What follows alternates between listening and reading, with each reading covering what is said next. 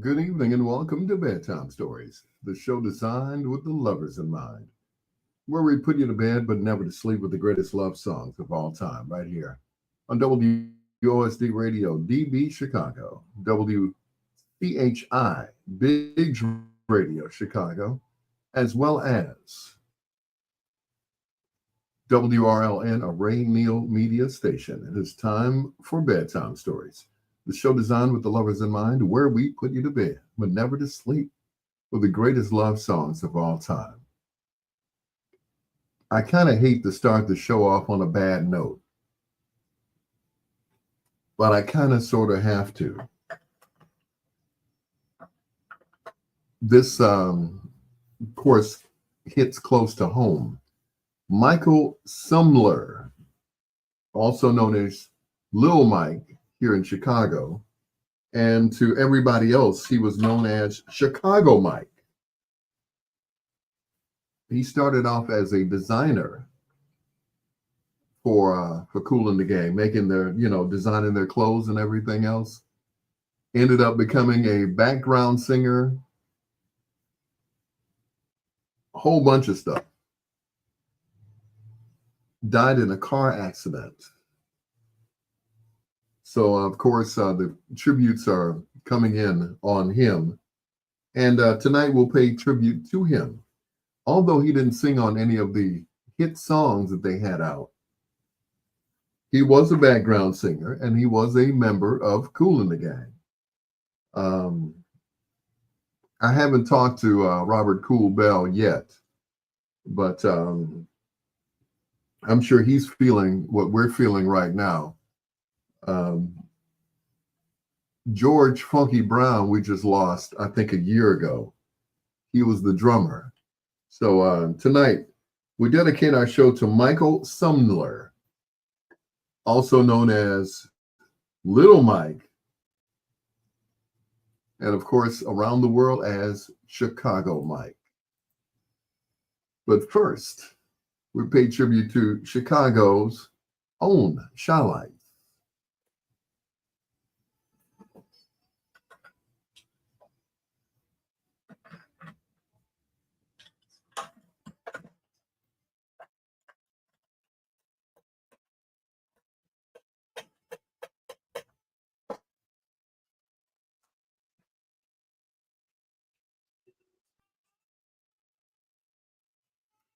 Barbara Jean, I know you're off to sleep already.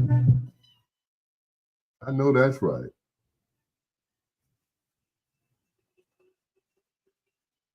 I know you had quite a day.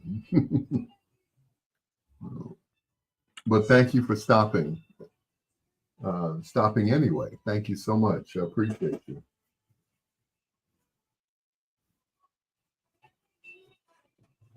What is Al eating tonight? It's a hoagie from, what did they call it? Not the home of the hoagie, and not Mr. Hoagie, but um, House of Hoagie, something like that. It came off at 82nd, 82nd and Halsted. Yeah, okay. Mm,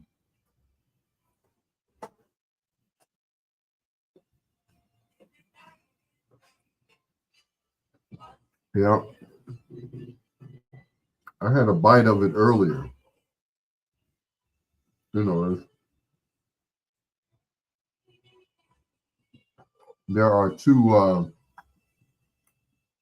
I cut it in half. Two parts of it. Yes.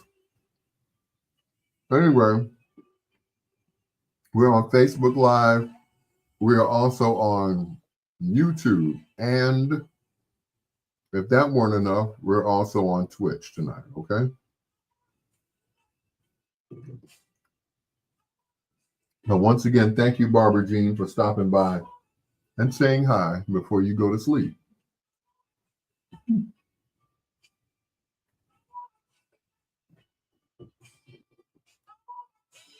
I truly understand. If I were not doing this show right now, I'd be asleep too. Sometimes I think I sleep too much.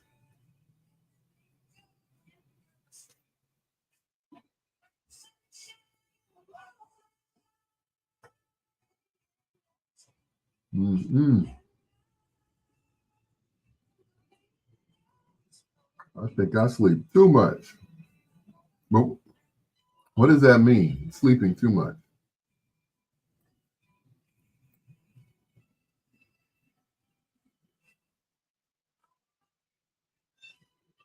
I don't think you can get enough sleep sometimes. I'm just saying. I said, ooh, I slept so much last night, boy. Like, really? Are you complaining or bragging? You know, I slept so much. I think I slept too much.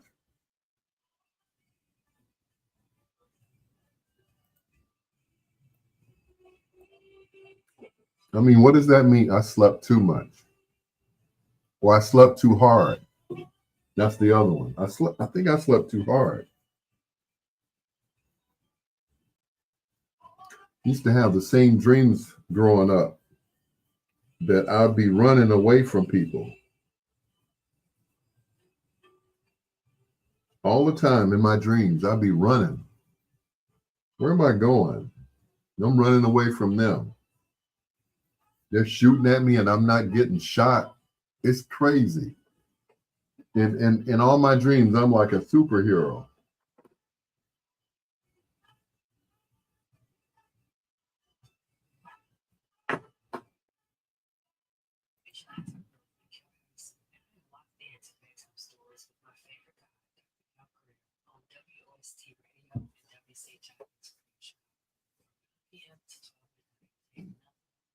See my dandruff.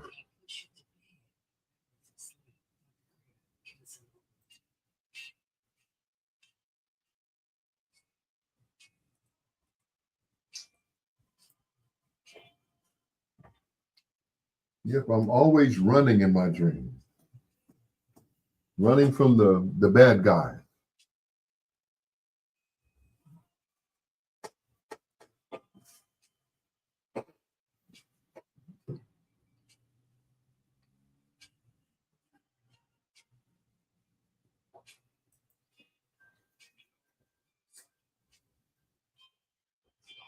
I'm running from the bad guys.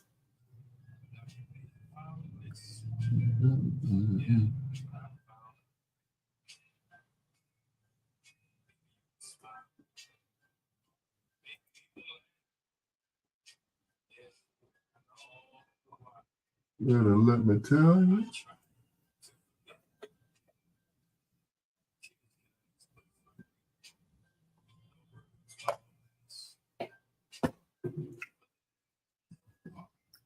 better let me tell you.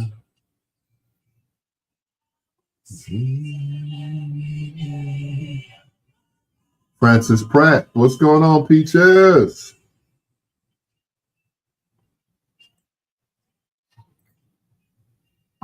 It's funny. I was with my niece earlier, and there was this lady. I assumed it was a lady in front of us with the letters Peaches in the back window of her car. I'm like, why are you advertising? You want people to know who you are. Like, what if you have some haters? Or what happened to me one night? I never will forget it. I was driving down the street. I had a white van. I'm just driving down the street, minding my own business. And all of a sudden, I'm being chased going down 69th Street. I'm being chased. I'm like, what's going on here? So, you know how you are being chased. You pull over and, take a side street that you wouldn't normally take, go in an alley that you wouldn't normally go into. And then the lady pulls up next to me. She's like, she's in a van too. Van jerks. She's like, "You're not my husband," and keeps going.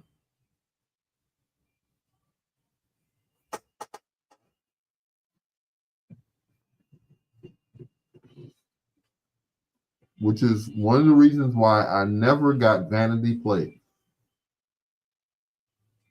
Mm-mm.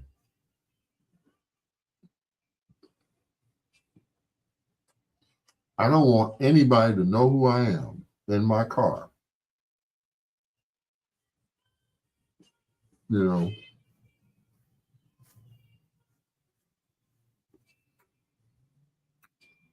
Hey, Sandra, what's going on, stranger? Good to see you too. Good to see you. It's been a while. But like I was saying, like I remember one night I was coming out of Walgreens parking lot. Troy, you're probably closer to having nobody know who you are than you think. Ah, go on, Troy. Our resident hater is now here tonight, ladies and gentlemen.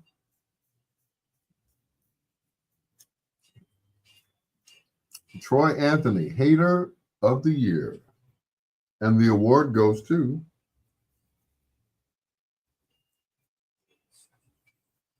accepting the award for Troy, his legendary rapper and actor, Ice-T.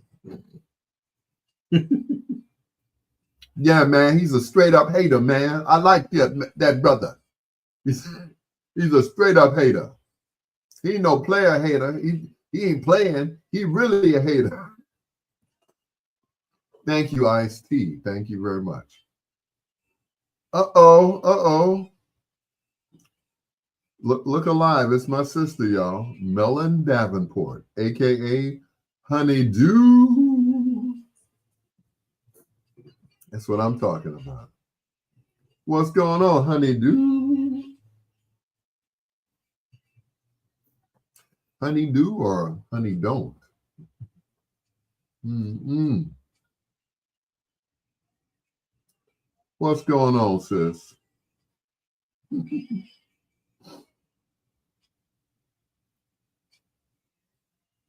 Oh, in rehearsal. Okay, cool. Tell everybody I said hello. Yep. Tell everybody I said hello. Hello.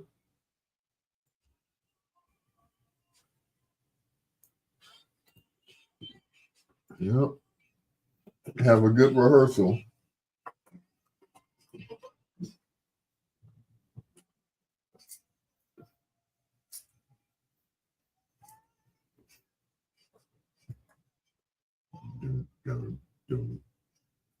Got to go on,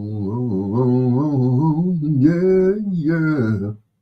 Oh, I got to go. I asked Uncle Marshall, let me do that part just one time. Just one time. I just want to just walk out on stage and just do that part. Got to go on. I guess not. Anyway, sorry about that, Barbara Jean. She hates my singing, or at least that's what I call it. Good evening.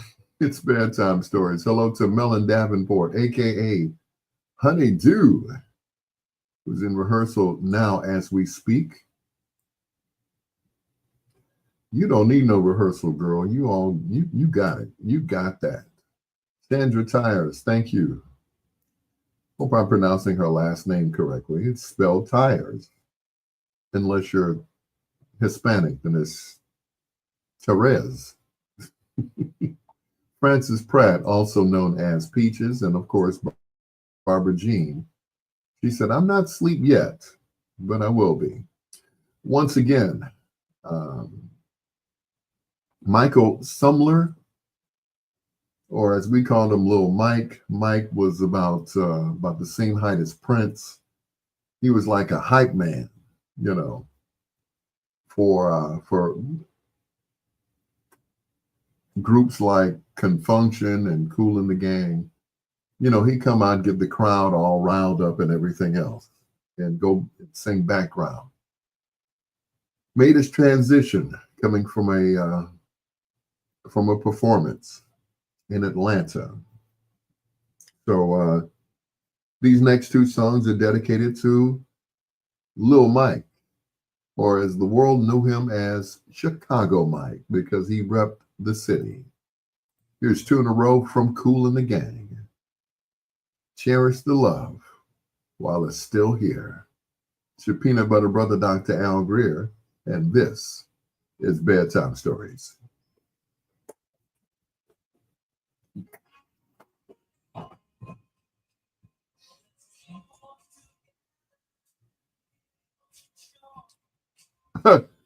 Just like on the car tires. I'm trying to, I was trying to spice it up a little bit. Tires. It's like, no, it's just tires. Okay. But I miss you, sweetheart. I truly miss you. I don't tell that to everybody. Just like on the car, just tires. No. Tonight you're tires. Tires. Sandra, tires. Muy bien. Like on those, every now and then you'll be flipping through the channels and you see the Spanish channel and they're all always slapping each other like, oh, Dios mío. And then they start making love. As soon as it, and they start kissing. I'm like, ooh, y'all better stop. I don't understand what you're saying, but you slap each other and start kissing. I know what that means. I mean, y'all about to, in any language, y'all about to smash.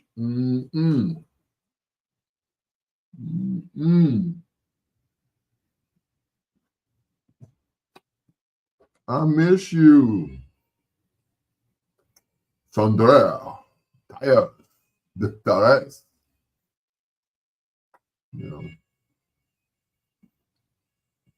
So did you get married on me again? It's like every time I see you, like, oh yeah, we had a good time together. It's like you call me the next day. I'm getting married. Like, dang. No, I'm sorry, that was Leslie. But anyway. Who did I say her name? I'm sorry. Yep, my good friend. She one time we went out. I know, right? We went out, had a great time. And the next day she was like, I'm getting married, right? I said, huh? What? Huh? What? Huh? I'm like, excuse me? Mm-hmm. Yep. I'm like, for real? Mm. Obviously, you had your mind made up prior to coming to my house. And, you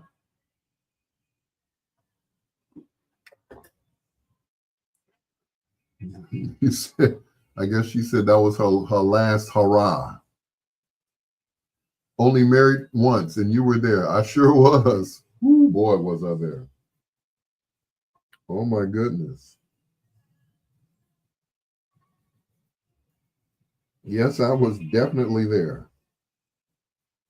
all 3 days. Mm-mm.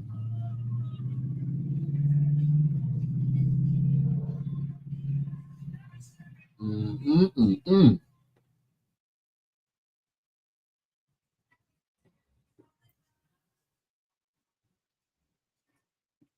Boy, do I remember. Mm-mm.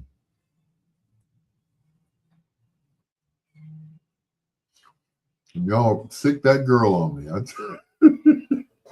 Y'all sick that girl on me. I said, where is she? She downstairs. Huh. And you threw something down the steps. I was like, oh, that's what I'm here for. Okay, cool. Mm-mm.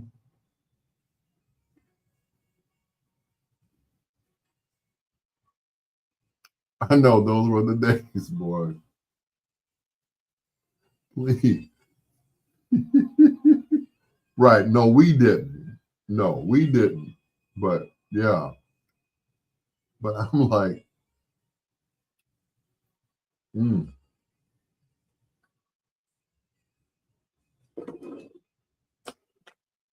Back in the day, Diddy didn't have anything on our party. Uh-oh. Boy, oh boy. Yeah, Diddy didn't have nothing on us, boy. Mm-mm. Whew. Now, right. Now, that's a bedtime story right there.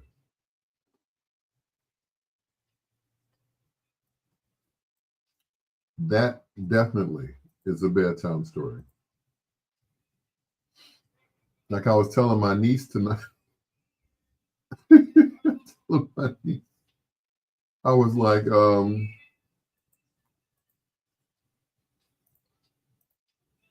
what did I do? Shoot.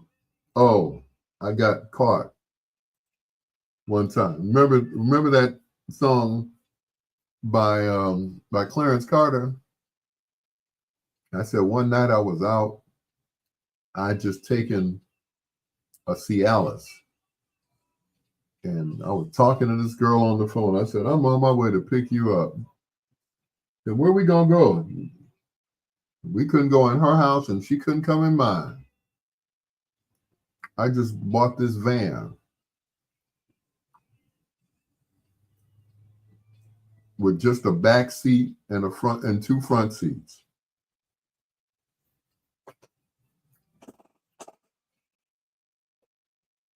Mm-mm. And what's that song by Clarence Carter? And the police shine his light on me. I said, I'm stroking. That's what I be doing. Sir, could you step out of the car?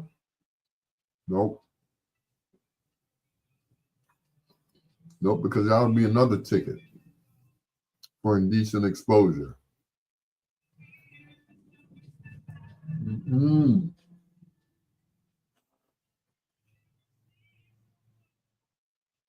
Mm-mm. Those were the days. Back then, I kept a van. Always.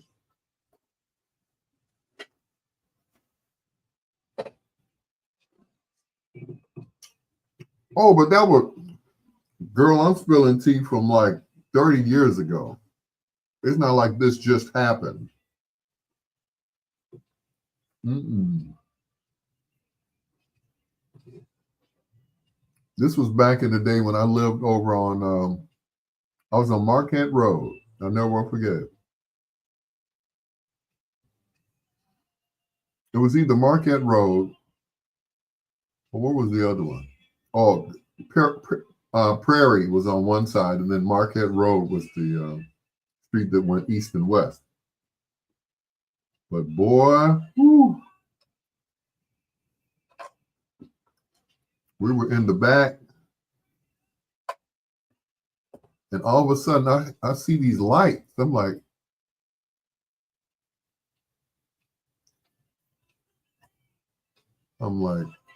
Lord, I'm going to jail tonight with some full full of Cialis. They're gonna love me in jail when I get there. Oh, you must be happy to see us. Yeah. Mm-hmm. This wasn't for you.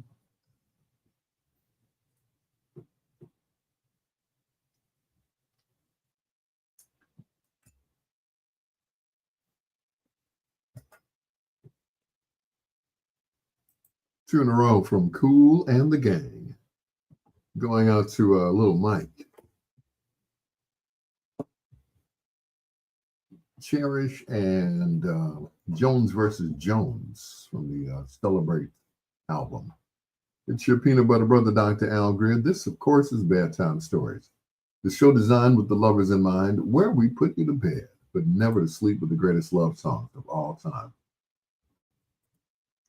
Tonight, or today, I should say, is the 81st birthday of the one and only Gladys Knight. 81 years old. Gladys started her career on a show called the Ted Mack Amateur Hour. She sang and she won. It was before, we had, Showtime at the Apollo and shows like that. She was on the Ted Mack Amateur Hour and won. Yeah. Anyway, tonight, of course, we're going to be featuring Gladys's music as well as some more music by other artists as well. Hello to Kevin Brooks and also to Sandra Tyers. Thank you. She's one of Al's original gals. This was like back in the day when I was still at GCI. She was one of my original Al's gals. And I thank her for being on my Facebook Live tonight. Haven't seen you in a while. Hope to see you soon, sweetheart. Speaking of Gladys, from the, I guess you could say from the movie of the same name, this is Gladys Knight and License to Kill on Bedtime Stories with your peanut butter brother, Dr. Al Greer, and one of the original Al's gals, Sandra Tyers.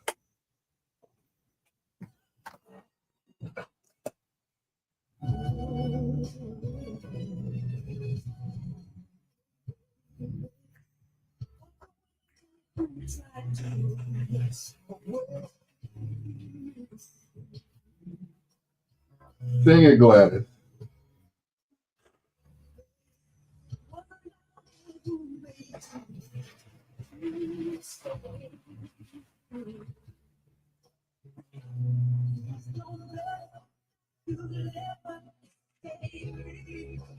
What?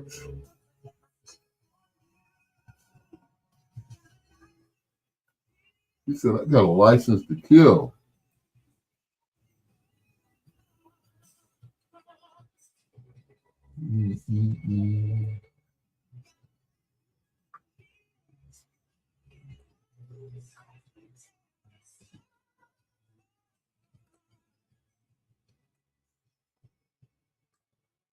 Just like Stevie, I could play Gladys all night. All night.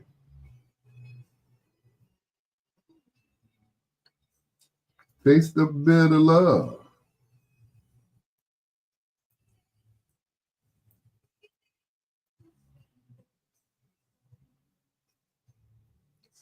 Your side.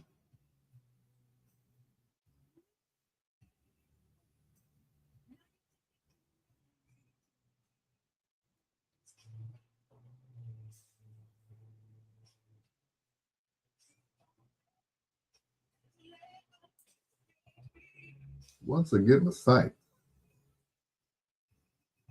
got a license to kill.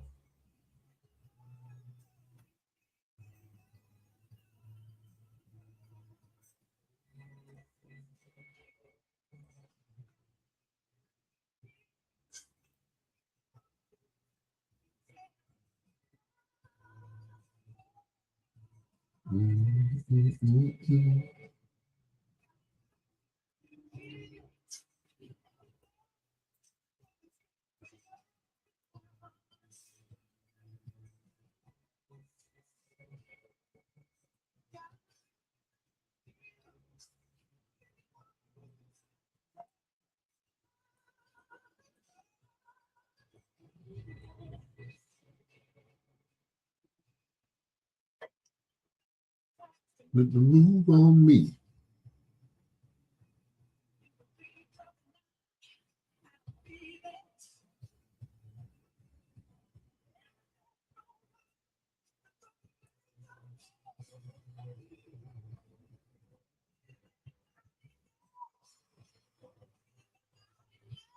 Mm-hmm.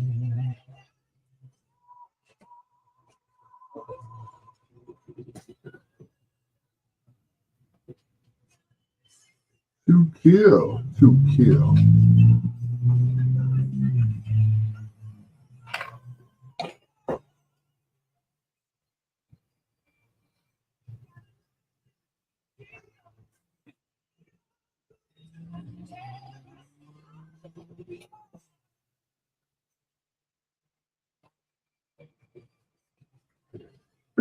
So I was in one of those Chinese herbal places today. And, I was just joking around. I said, so you all have a, generic Viagra? As a matter of fact, we do, sir. I was like, oh my, okay. And he said, long term or short term? Long term, you drink this tea. And it, supposed to do something to your virility. Or you could take these pills 1 hour before having sex. I'm like, okay. It's just like Viagra. You got to remember to take it. Just have to remember to take it. Otherwise, yeah.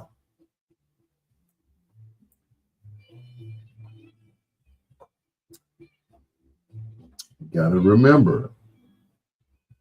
I mean, who wants to remember all of that? It's like, okay.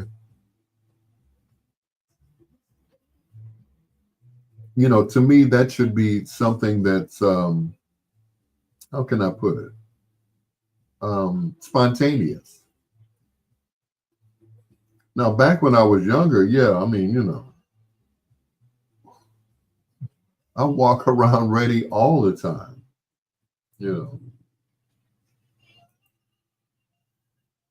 And I could be walking past and, walking past two dogs or something. And I'm like, oh, got to get home. Got to get home. Woo. I'm just saying.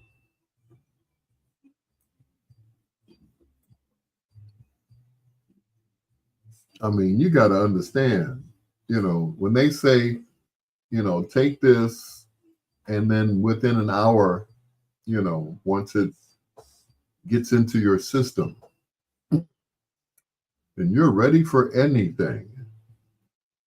I'm like, okay. Right. You know it. You remember me. You know me, girl. It'd be like, like, I'm ready. Who's first? Please. I was ready.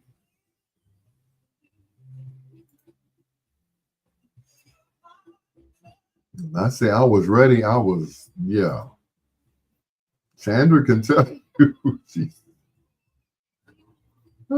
Even though her and I never dated. So let me put that out there.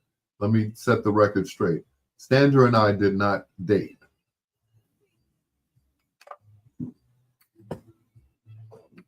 Not us. She was married and I was footloose and fancy free. I think we probably hugged.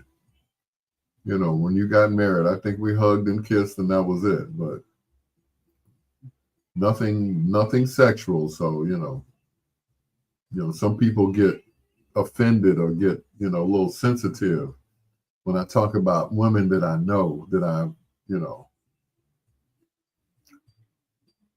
and yeah, back in the day, I didn't need Viagra, Cialis, vitamins, anything. Right. So, just saying.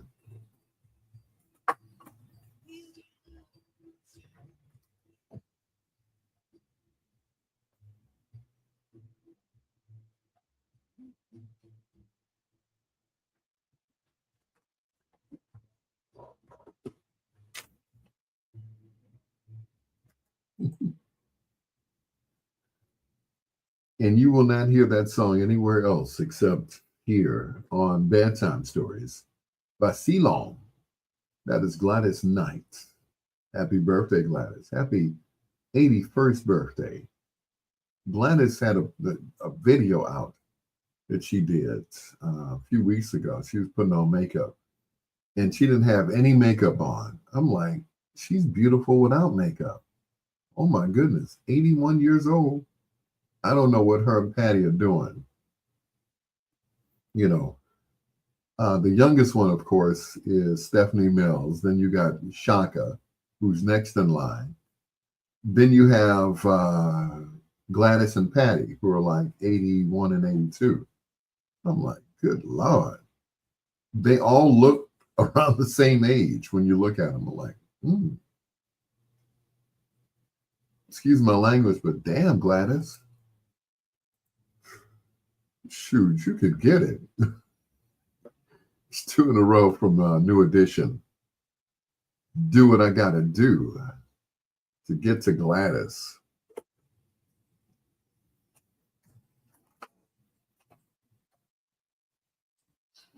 She was on what was that show? She was on Arsenio when Arsenio still had his show, and she came out there. She woo, she was looking fierce. I was like, oh my goodness.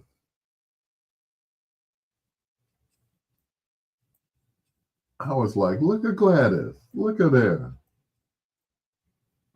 And of course, Arsenio was kind of flirting with her. I'm like, you don't want none of that.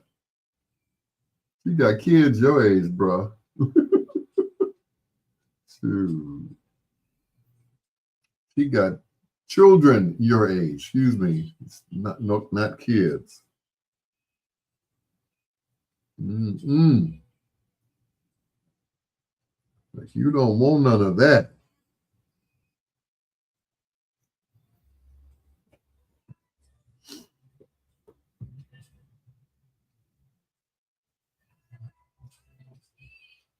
I was like, oh my goodness, Gladys was looking good that night.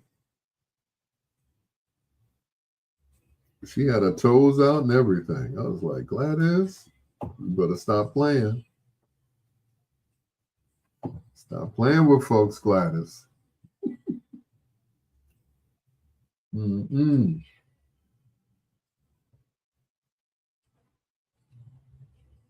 Y'all know who her niece was, Aaliyah. Okay.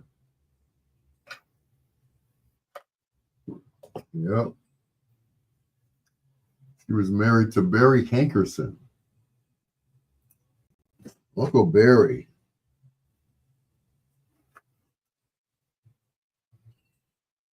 Why won't my TV come on? That's what I want to know. Find out what happened to my TV. Sandra, what are you doing these days? Did you I asked you that already. Did you get married again?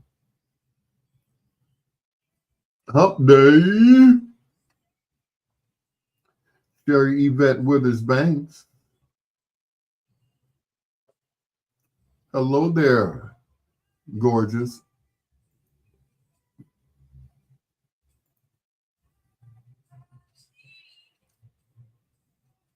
Gonna do. Someone asked me the next time you're having a function is to let them know they want to come see you. So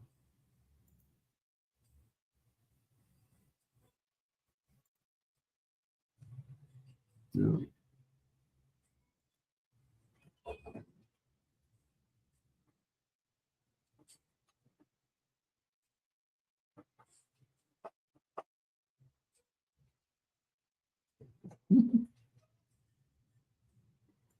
Oh, should have known. Very much single. Last time I talked to you, you weren't single. You must have just kicked him to the curb. I think I told you. I said, if you ever, I don't know if I told you that, but I thought it last time I talked to you, there was this young lady that I was just crazy about, and we worked together. I need to come by Sunday afternoon, if available, to put a short show together. Unfortunately, I have a gig on Sunday, so it would have to be Sunday evening after 7 o'clock. I know, because after church, I'm going straight to the gig to set up. If I go home and take a nap or something like that, it's not going to be pretty. So, no, 15 years ended 3 years ago. Oh, it's been that long since we talked. Dad, girl, you should have called me by now. I'm just saying.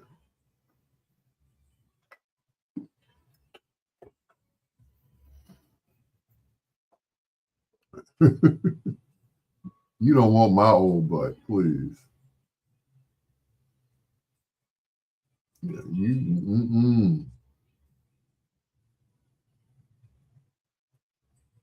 Cool. So you have some money coming in. Yep. And going out. Yep. First thing is the internet. Yes, sir. One of our gals. This is Greer.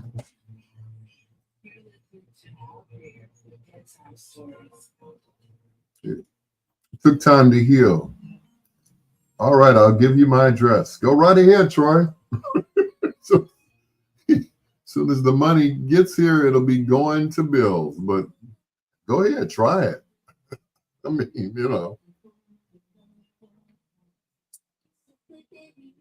nothing beats a try but a fail. Yep. Put your bid in now.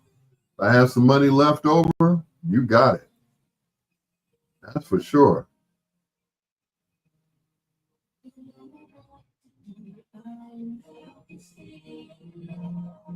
Let's see.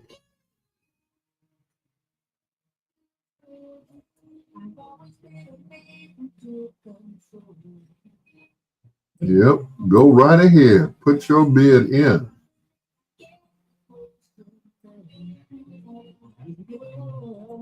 I don't mind at all.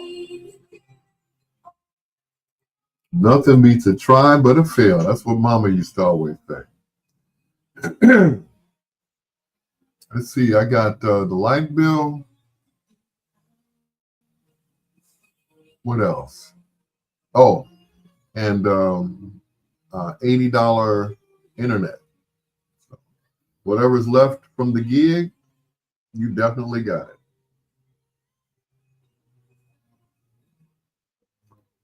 I don't mind. I don't mind. I don't mind.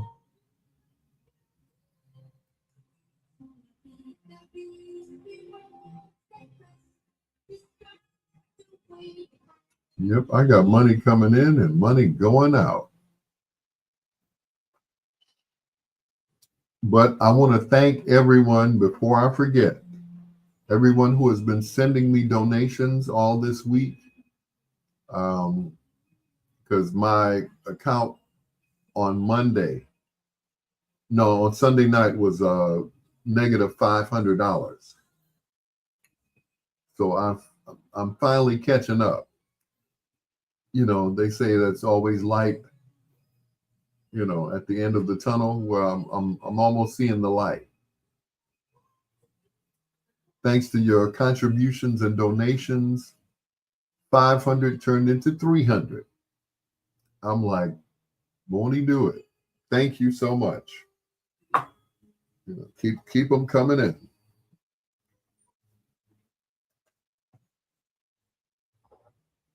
New,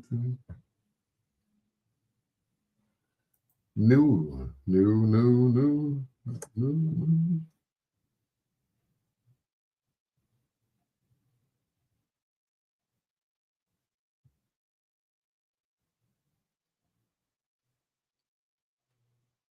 New, new, new, new, new, new. Oh, maybe I should just turn it on. There we go. New edition, Helplessly in Love. Before that, new edition, Do What I Gotta Do. Sometimes you just gotta do what you gotta do to break her heart so you can get in the other person's heart. Just saying. It's your peanut butter brother, Dr. Al Greer. Uh, and I wanted to thank everyone personally on the air for your donations and contributions. I really appreciate you guys. People really stepped up to the plate. And I am so thankful because I was like, okay, I'm $500 in the hole. The bank, I owe them because you know when you have that protection, whatever they call it, overdraft protection. So they pay the bills, but then at the same time, you have to turn around and pay them back. So I was like, okay, I got to do that. So it was kind of touch and go there. Seems as though I'm only down to 2 jobs instead of 7 like I had last year. So, yep, things happen. And like I always say, you know, God's got my back. And I really believe that, you know, God's got all of our back. Even you, Troy, even you. Here's Renee and Angela, my first love. Who was your first love? I'll tell you who my first love was after the next song. Not this one, though. It's Bedtime Stories.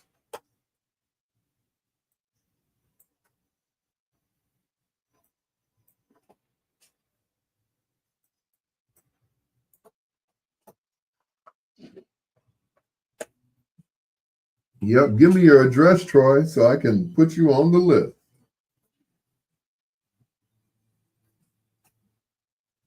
Yep, I'm getting close to the 0 mark.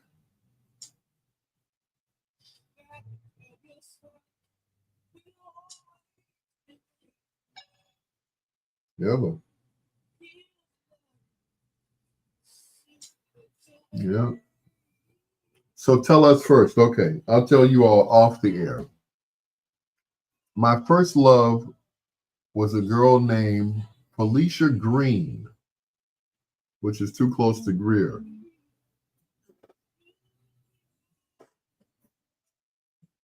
What is the song we're playing? Okay. What is this song that we're playing from last year? Can you send it to me? Sure.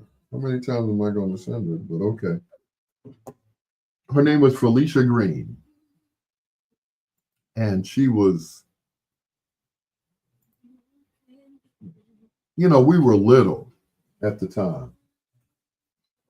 No more than 9, 10 years old.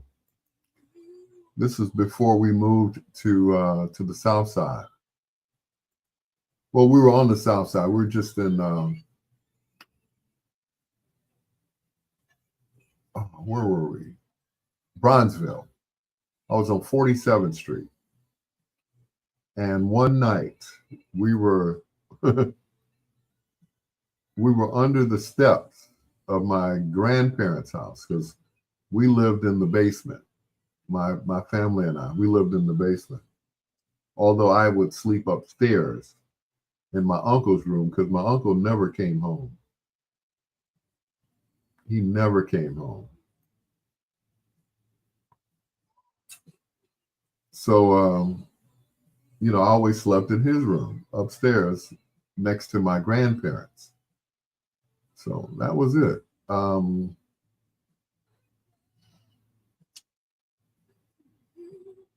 So, of course, back in those days, it was kind of, we were young, so I didn't know what I was doing. I'm feeling the little girl up. Her dad is friends with my dad. He's like, "Where's my daughter?" We were sitting outside under the steps in the moonlight, and that was it. Her dad's name was Melvin. And that's pretty much all I can remember.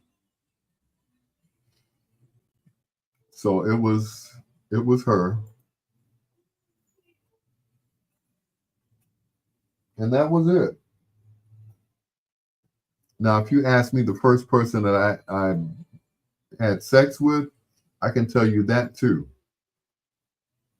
I can tell you the first person, her name was Rhonda.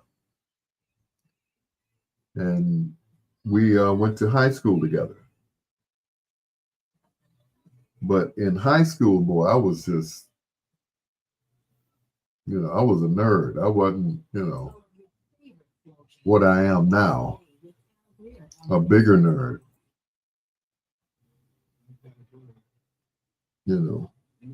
But the guy may get mad if you say his name, right? Like, I felt up his daughter some 50 years ago. Yeah, right. I don't think he'll even care or remember. And his daughter is probably my age now, so it doesn't even matter. She's probably been married and everything else.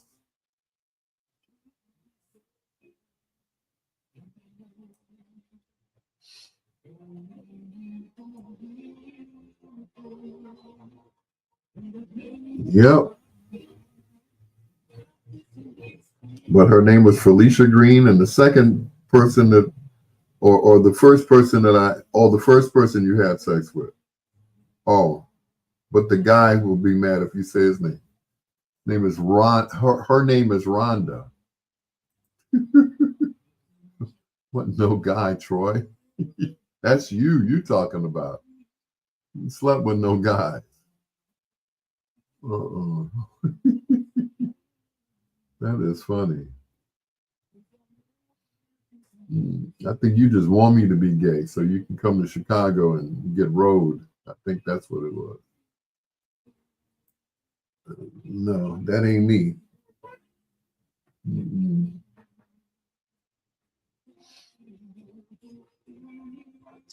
Nope. Sorry.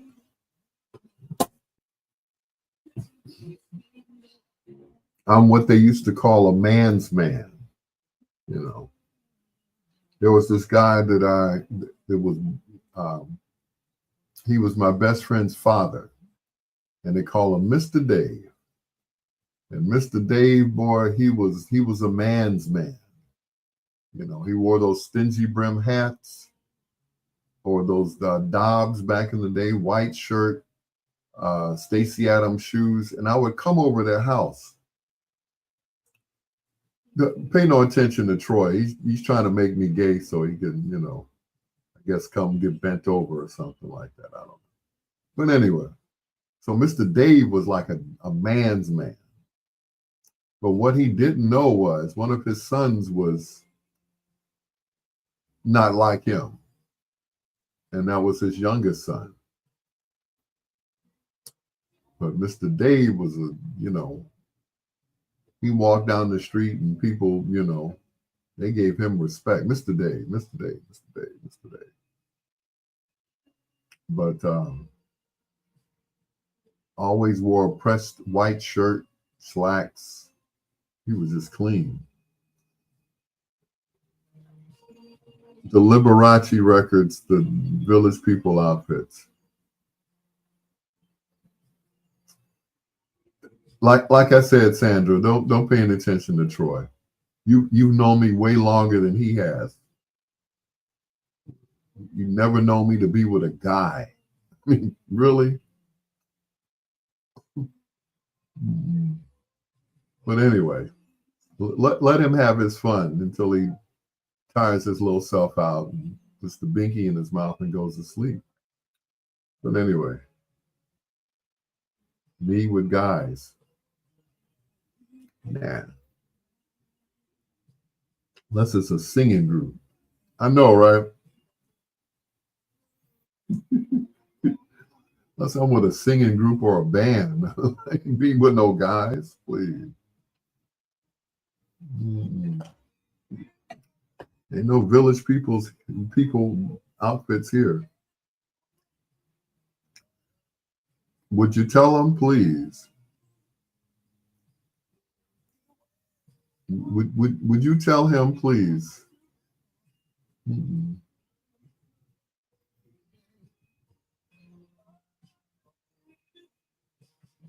Like I said, he wishes I were.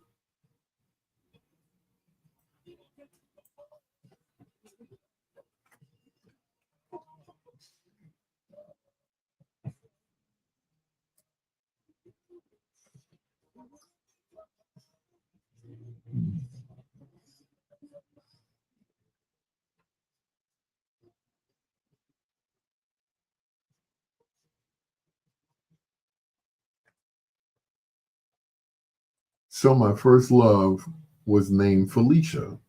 She was my first love. This was at least, good Lord, how old am I?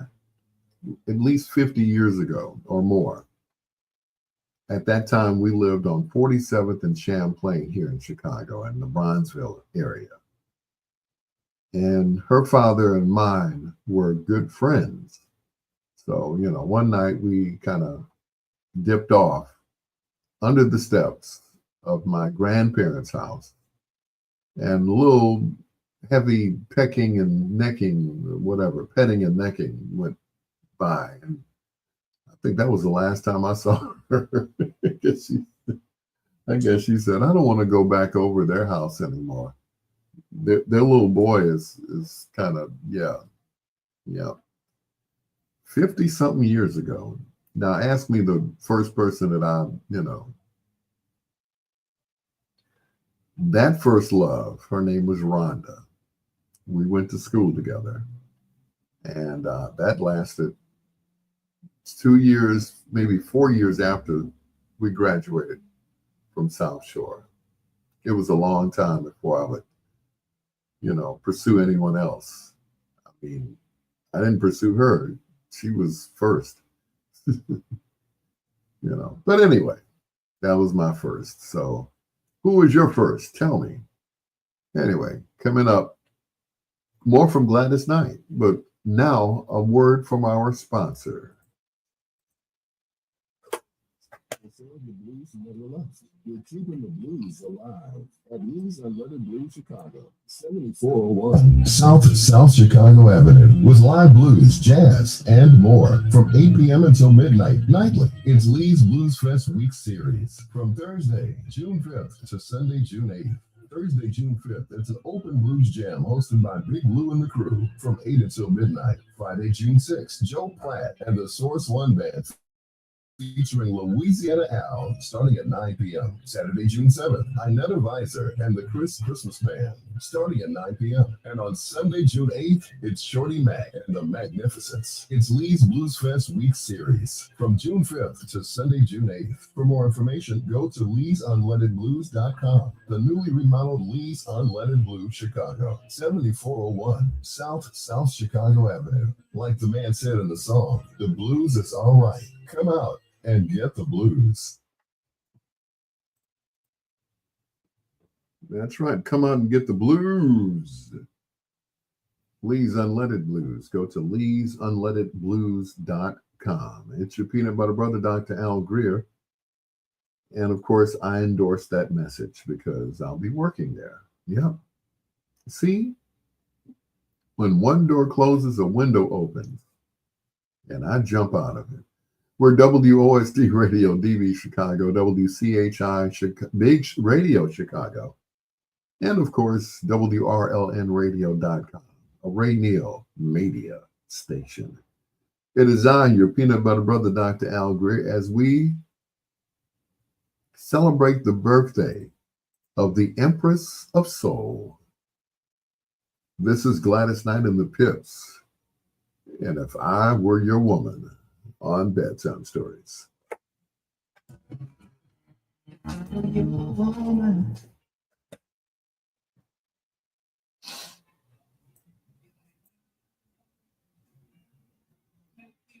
It's a lady.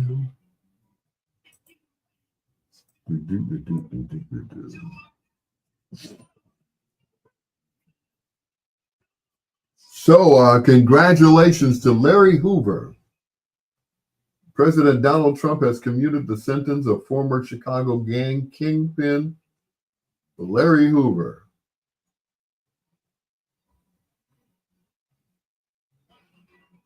I'm going to just leave that there. Hoover was convicted of operating a criminal enterprise in the late 1990s while imprisoned on a murder conviction and has been housed at a federal supermax facility in Colorado to serve out that sentence.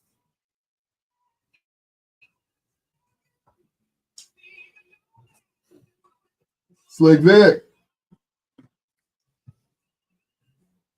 Yes, sir. Yes, sir. It's something behind that. I know.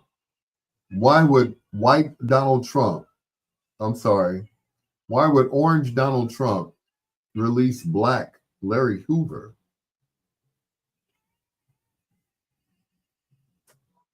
Who's next? Diddy? Watch and see. You're going to let Diddy go next. See? Watch. You know, give Diddy a few bucks so he can get back on his feet.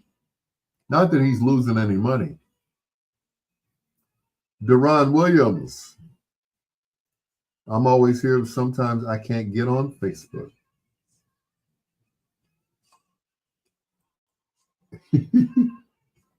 I'm like, he did what? He let Larry Hoover go? Mm-hmm.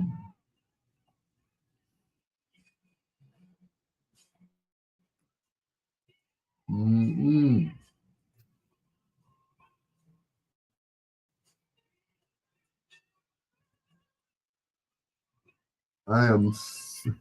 I'm so wondering, you know, what's really going on, why he after other presidents, you know, didn't do what he's doing. I don't get it.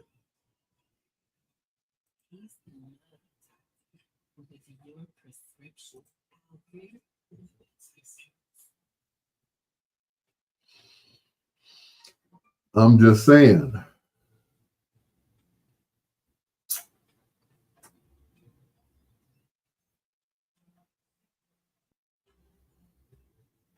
He let Larry Hoover go. OKC Western Conference champion. Okay. I'm sorry. What were we talking about? I got turned around by that last message. I thought we were talking about Larry Hoover, but that's okay. I understand.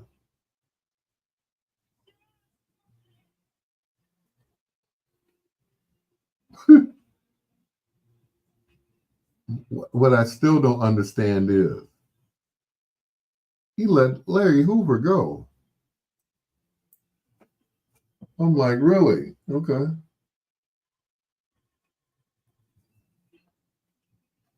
Commuted his sentence. So I guess time spent.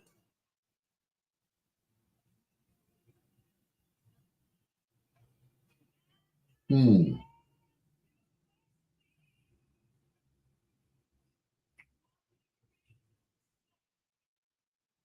So what's going to happen now?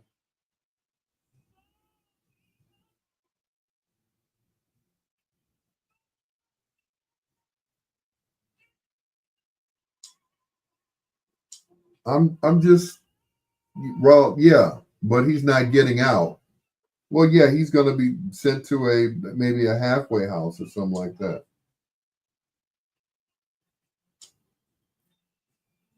But the fact that he commuted his sentence,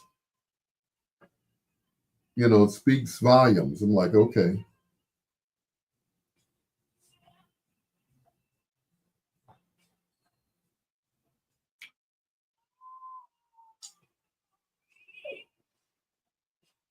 I guess he thinks that Hoover's going to lead us to the promised land. I don't know. Um, he might as well let Jeff Ford out. I know he still has the state convictions. So, mm, I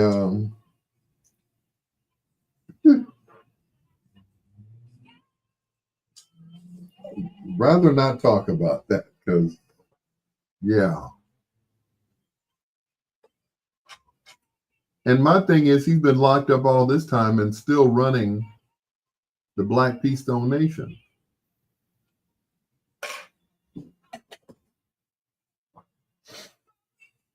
I'm just saying.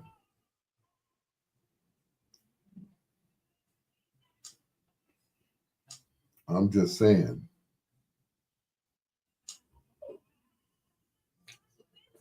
You see, he's trying to have friends everywhere. Well, that's one way to show that, because what was that Kanye said? George Bush doesn't care about black people. And neither does Trump.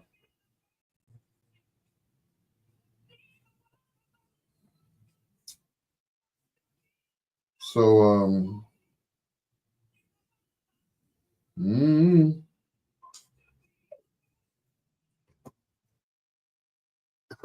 now back to me in my good old days. I know, right? Let's not talk about that. Let's talk about what you used to do.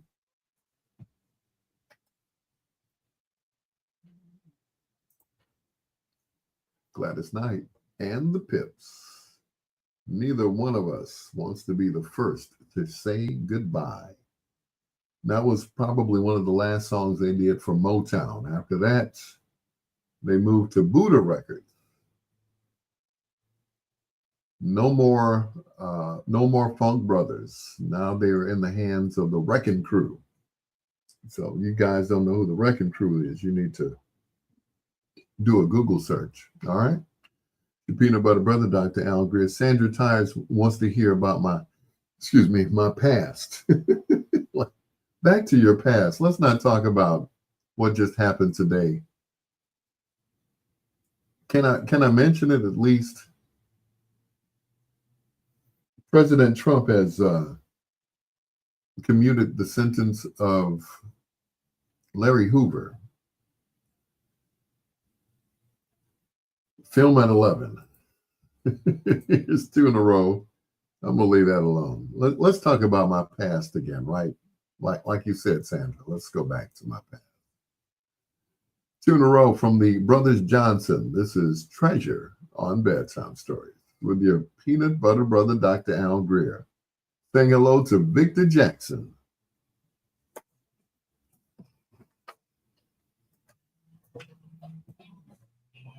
You sound a book of knowledge. Yeah, let's get back to the music. Yeah. I don't talk about, you know, I'm like, what? Mm-mm-mm.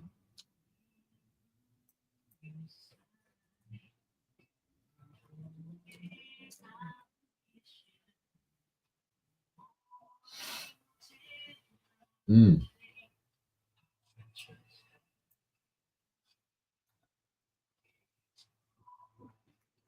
Well, congratulations, Larry Hoover. Back to my sex life.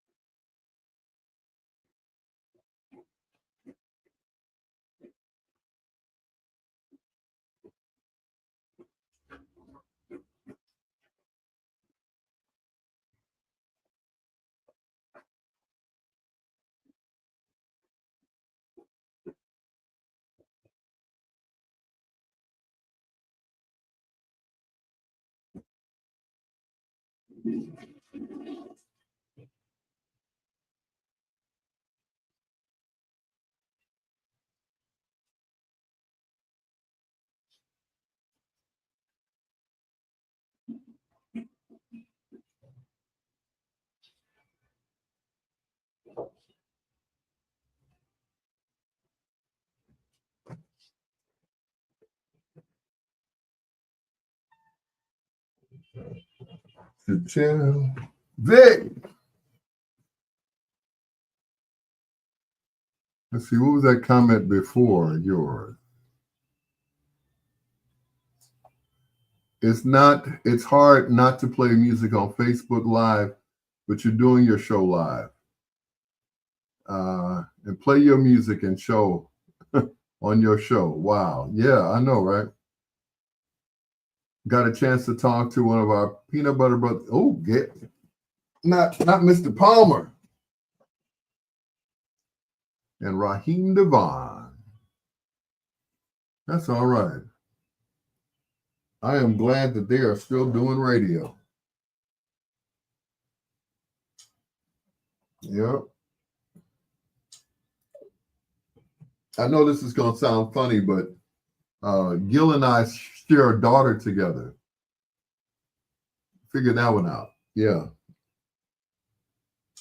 What you said live and uncut. I know, right?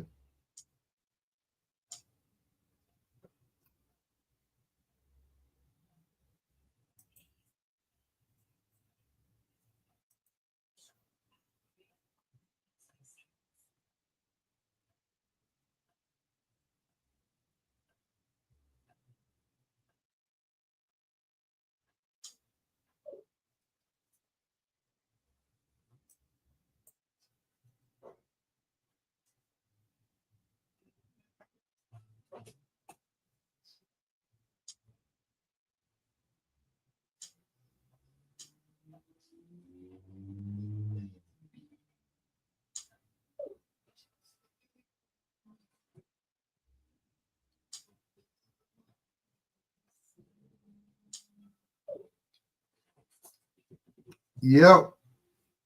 I know you're trying to figure that out. It's like, how are we sharing a daughter together? Well, is the mother from Gary or Chicago? She's from Chicago. Um,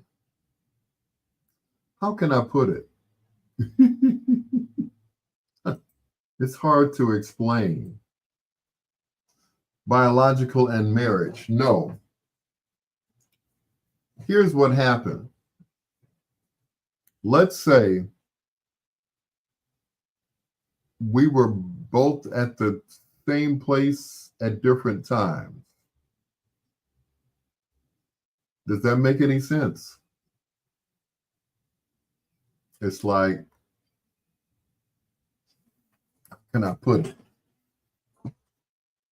She got with him and she got with me, and she got with him and she got back with me and told me it was my baby. So, I did the right thing. I signed the papers and everything else.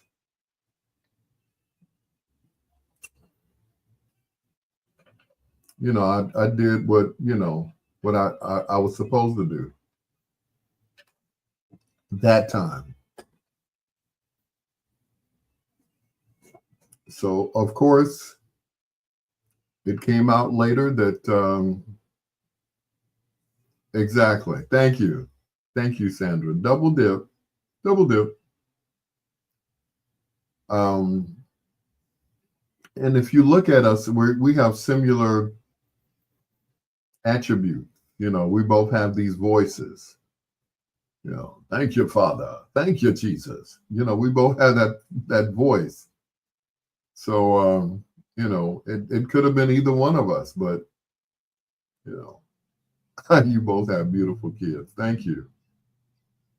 But, yep.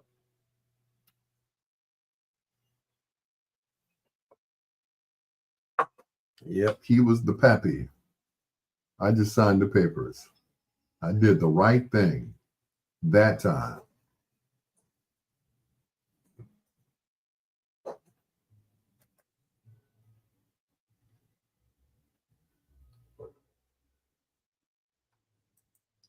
From the album Blam, the Brothers Johnson and So Won't You Stay here on Bedtime Stories.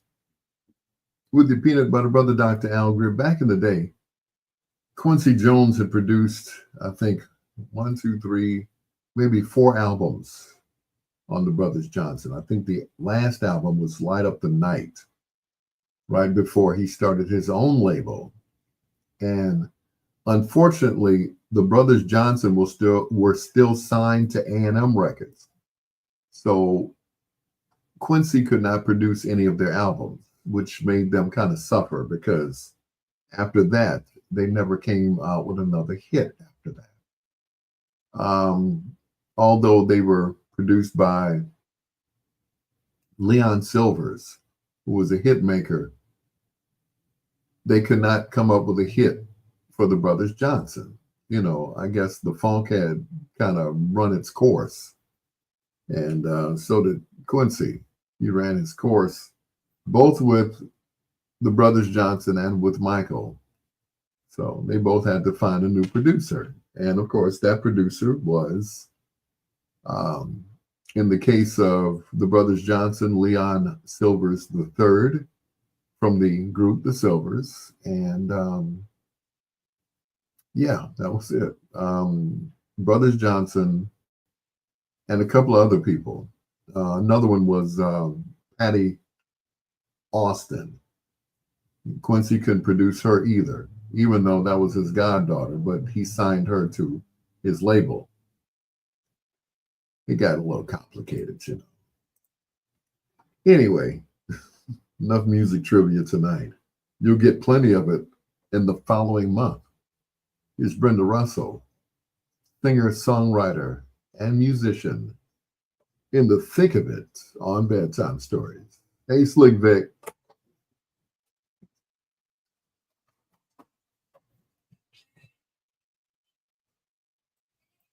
Grip and get it on.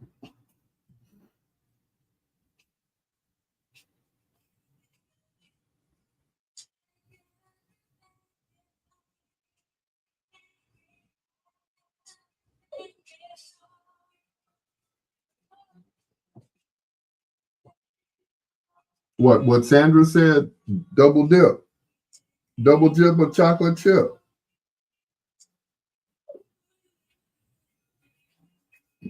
Every time I see him, I say, hey, baby daddy. That trips people out. trips them out. Like, what did you just call him? I said, baby daddy. The difference is I signed the papers, gave her my name, and he brought her in the world.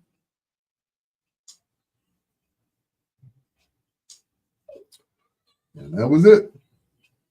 But yep, the double dip of chocolate chip.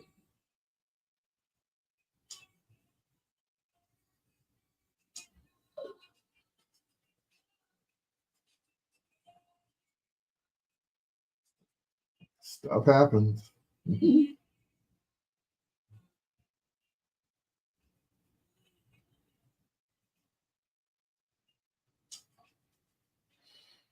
And that was it. That was it. She's now a grown woman with two daddies, or a father and a daddy, or a pappy and a daddy.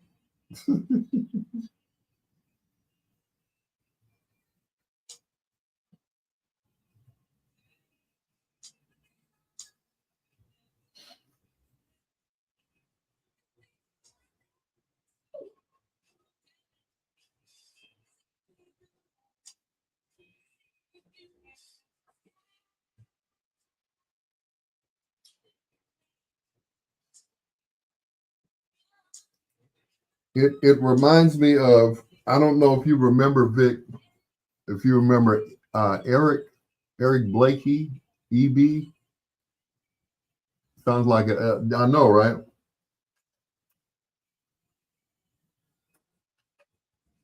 Sounds like an episode of Maury, but anyway, with just two guys,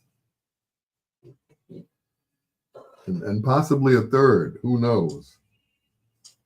I'm just saying.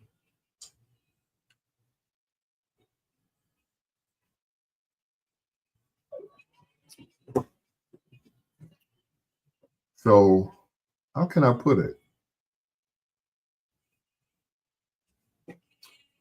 We just, I guess, shared parental duties. You know, she ended up staying with me. So, but would always run over to his house with his family.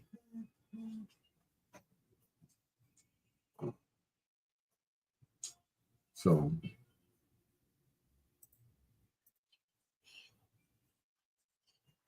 Bedtime stories.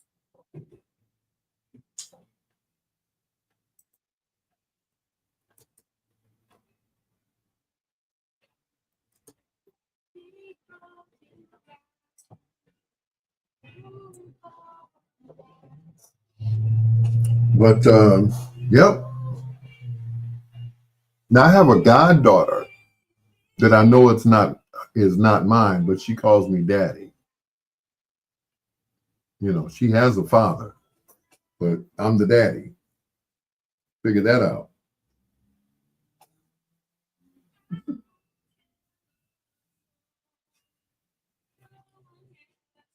Father. She has such a deep voice. She might as well have been mine.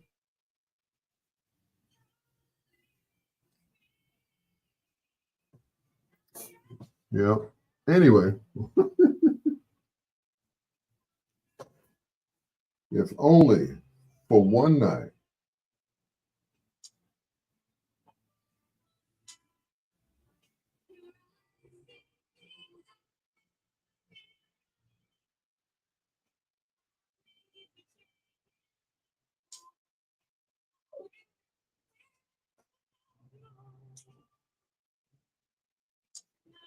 Yep, figure that one out.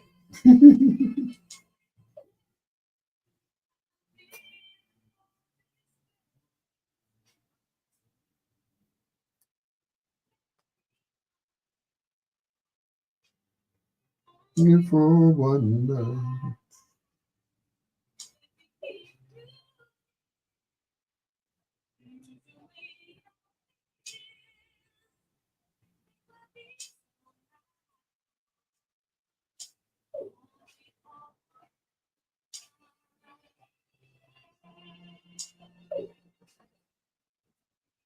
She said, "You sound like an FF party." I know, right? Mm-mm.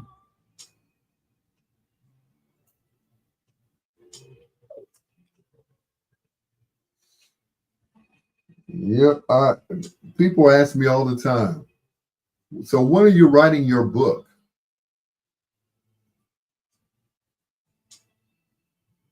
I couldn't possibly write a book. Charlie Pride, he was a black country music singer. Keep up, Troy. Keep up. That is a dry looking out. The guy in Charlie Pride. He was a black country music singer, you know. No. Uh, mm. That is so funny. Never played Charlie Pride on this show. I know, right? That was the best nut win. Yeah, it was like a race to see who was going to impregnate her.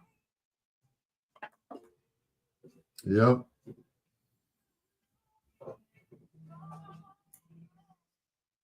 and that was it.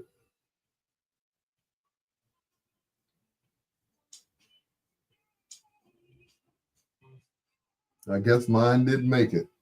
Didn't make the cut.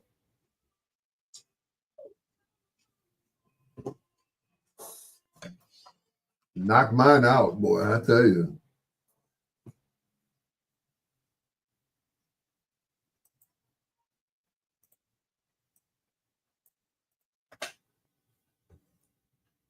Brenda Russell and the original, if only for one night, right here on Bedtime Stories. The show designed with the lovers in mind, where we put you to bed, but never to sleep with the greatest love songs of all time on these fine radio stations. Thank you all for allowing me to attack your airwaves with this music. Attack your airwaves? I didn't mean that, but you know what I'm saying. Allowing me to play this wonderful music. Of course, Troy wouldn't agree to that, but that's okay. He has no taste in music anyway. Your peanut butter brother, Dr. Al Greer, thank you so much for joining us on our Facebook Live page, as well as we're on YouTube and we're on Twitch all at the same time. We just heard the original and now the remake from Luther Ronzoni Vandross, If Only for One Night, here on Bedtime Stories.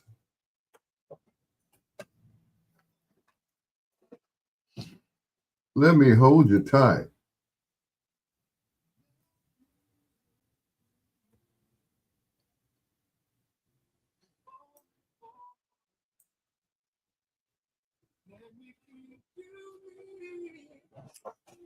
it was a race, a race to see who was going to fertilize the egg, and I lost out.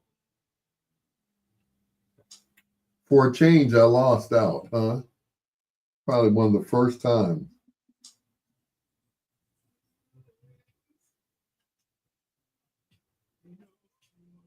Mm-mm-mm.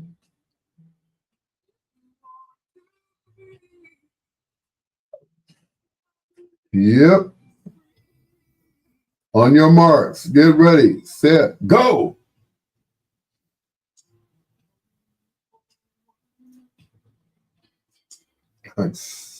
Sorry, Al, you lost.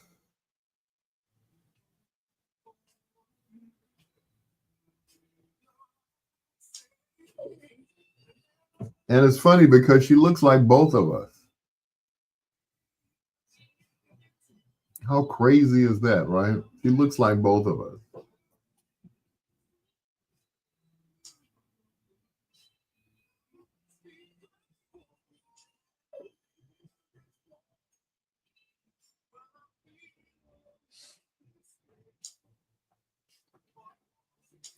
Let me.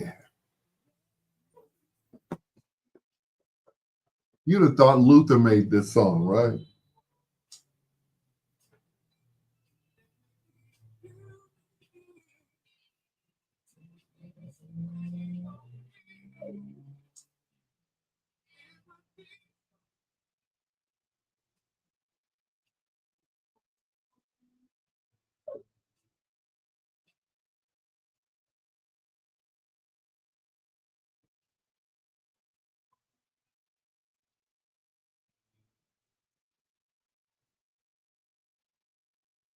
one night.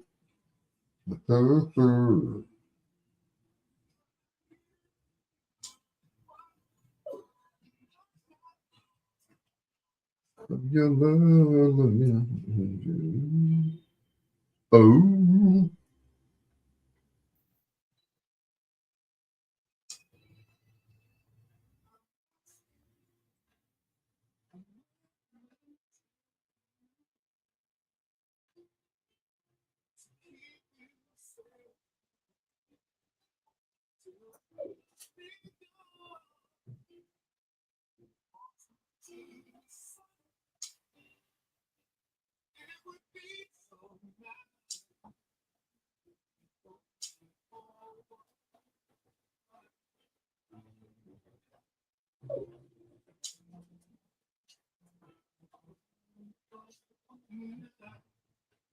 Just one night.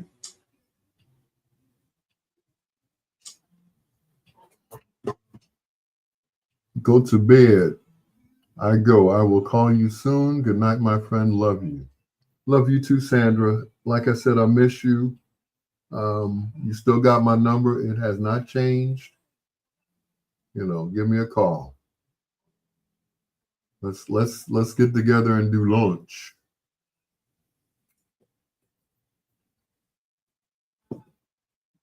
And don't forget to wear sandals so I can see those toes. Yeah, I remember. Yep. I remember. I remember them well. Yep. Never forget a great set of feet.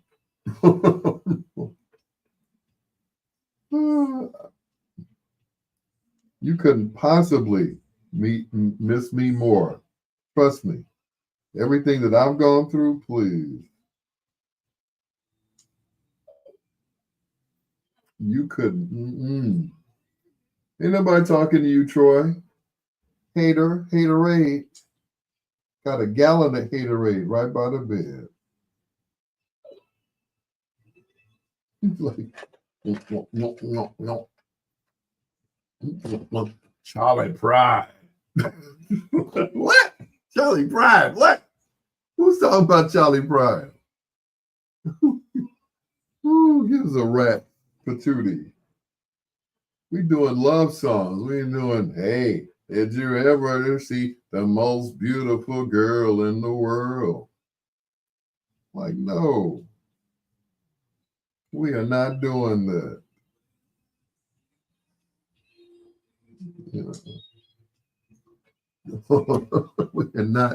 We are not doing Mr. Pride tonight. But that's funny though. That is some funny stuff, boy. If I ever play some Charlie Pride on this song, I must be dying. Okay. Y'all need to call 911 because I done lost my mind. Alzheimer's has taken over.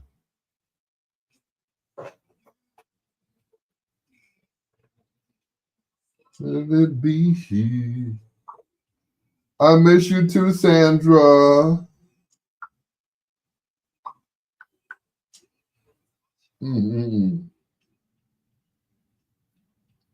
That was probably one of the hardest things I ever had to do. Was to watch you get married. Now, in the past, I've DJ'd several wedding receptions for ex-girlfriends and or people that I knew, that I had, either been with or not been with or been close.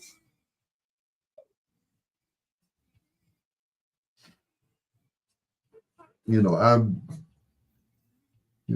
it's like almost everyone.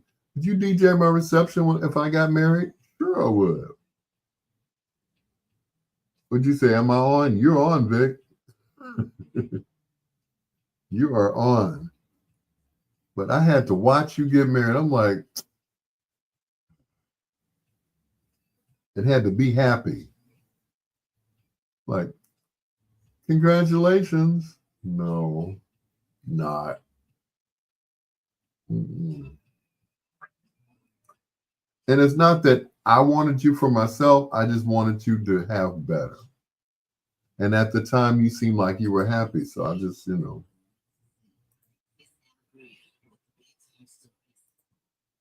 so I had to just say, I had to just step back and, watch and learn. And that was it.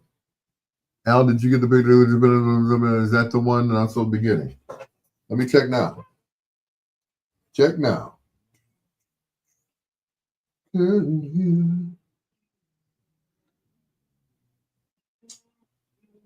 Mackie headphone amplifier. That is exactly what you need.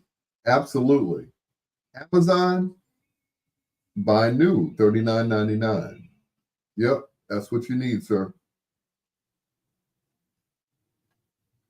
You should be able to hear yourself, and others should be able to hear you. But yep, that's it.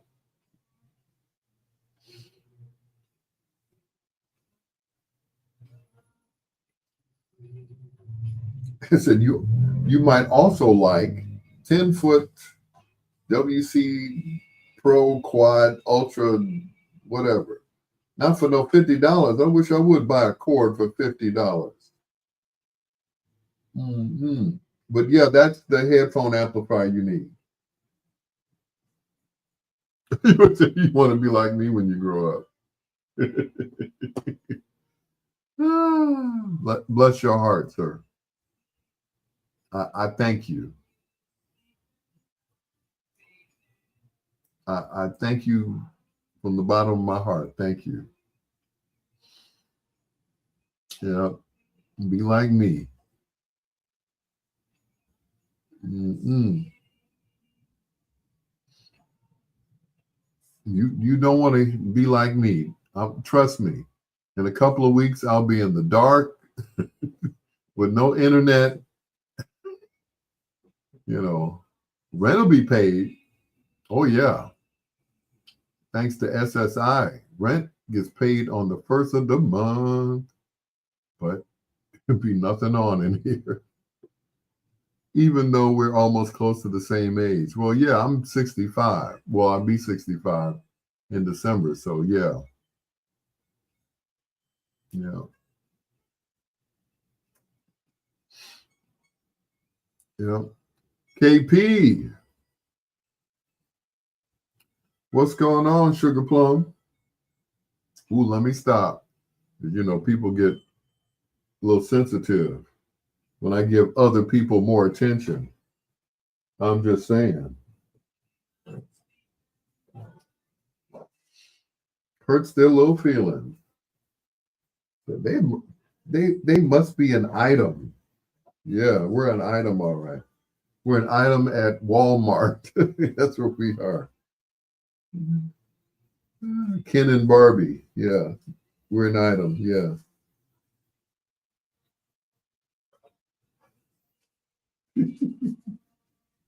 They must be an item. Yes, we are. We've been marked down, though.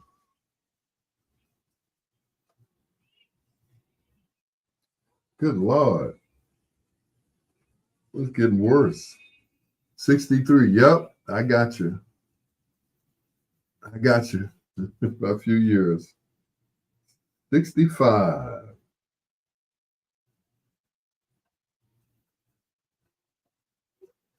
That's all right, Vic. Two guys of around the same age. There we go. Yep. I still remember that time you introduced me to Rita.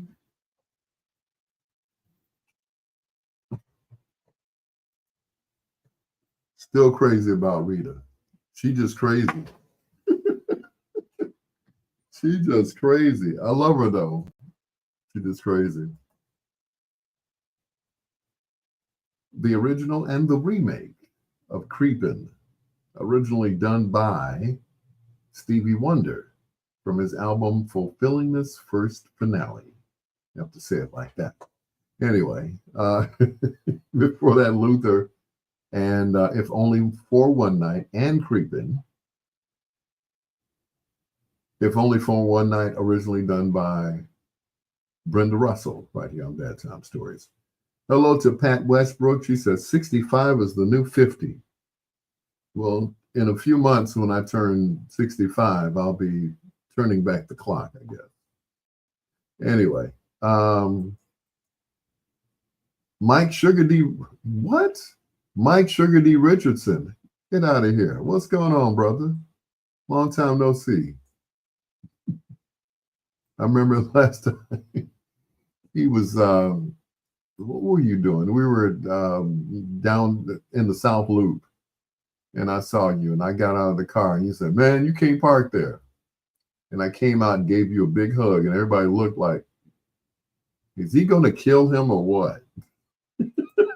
Is he going to mop the ground with his face or what? Nope, he just hugged me right back. The Temptations ×2. Here's Heavenly on Bedtime Stories. Now, wait a minute, Vic. You know K-Pat?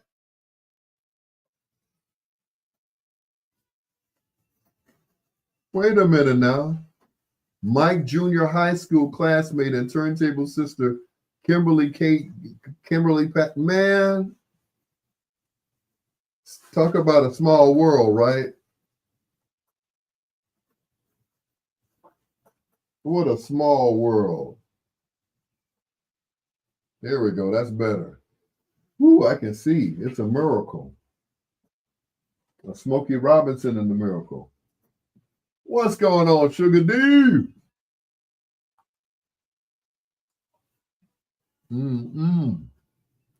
She was the ones that I thought I was Victor V. Oh, okay. Nope. He's the original Vic. Victor V didn't come until later. Yep. And unfortunately, Victor V made his transition. I'm like, one day we're texting each other and, what's up, brother? What's up? What's up? And the next day they said he had passed. I'm like, passed?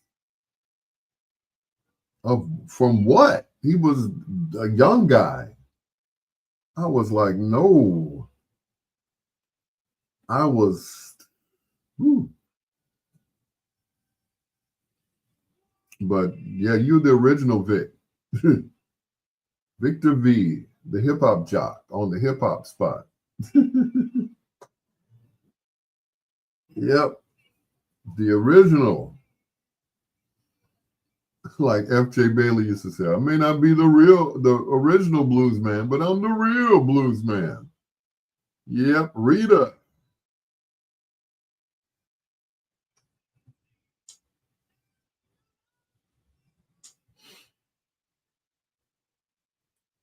Rita. Man, you know I was crazy about her, boy.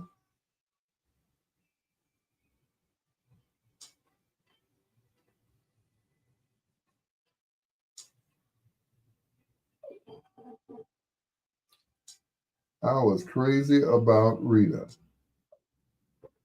When she went to the Army, which I knew she was going. I was no good. Right. We thought it was you, bro. But I'm like, man, Victor Vincent.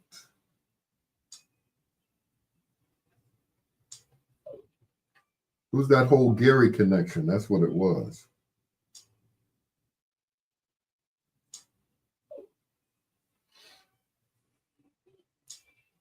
By us all being, you all being from Gary, it's like a real,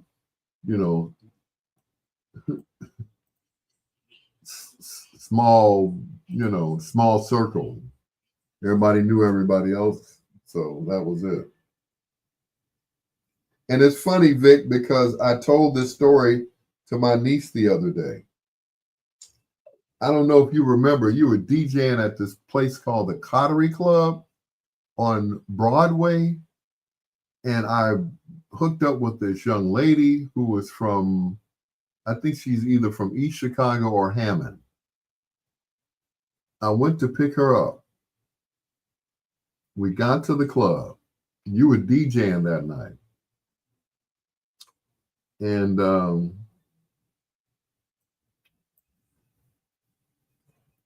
she just kept all night, just, yeah, I just can't wait to get you. Oh, I can't wait to do, I'm going to do this to you. I'm going to lie to you all night. I'm like, that.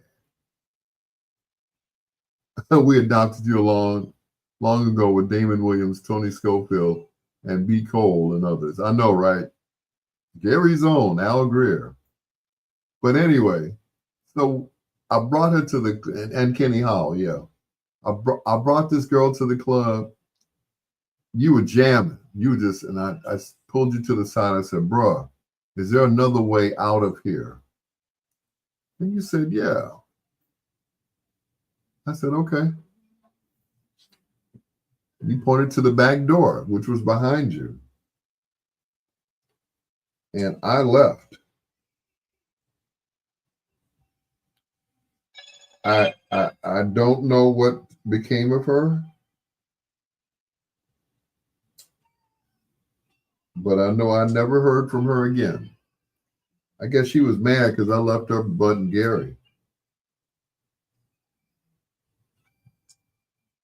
So that was it. But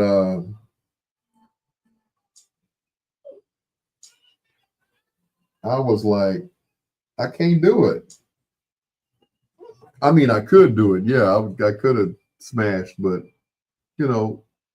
she was just too forward. I mean, all night, talking about what she was going to do and how she was going to do it to me. I said, come on, practice what you preach. And I left.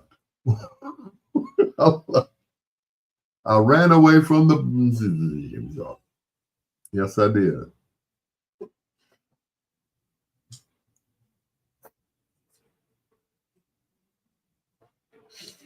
Yep.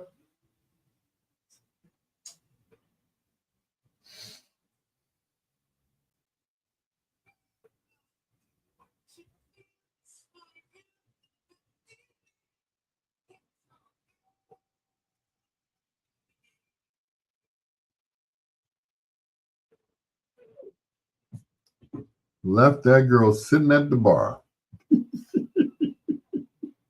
Whatever became of her, I don't know. Well,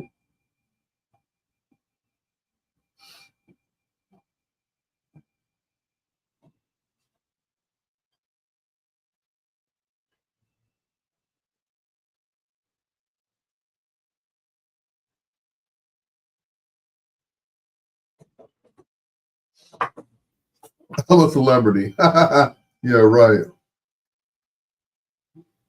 No, more like a Corsica. Remember those cars?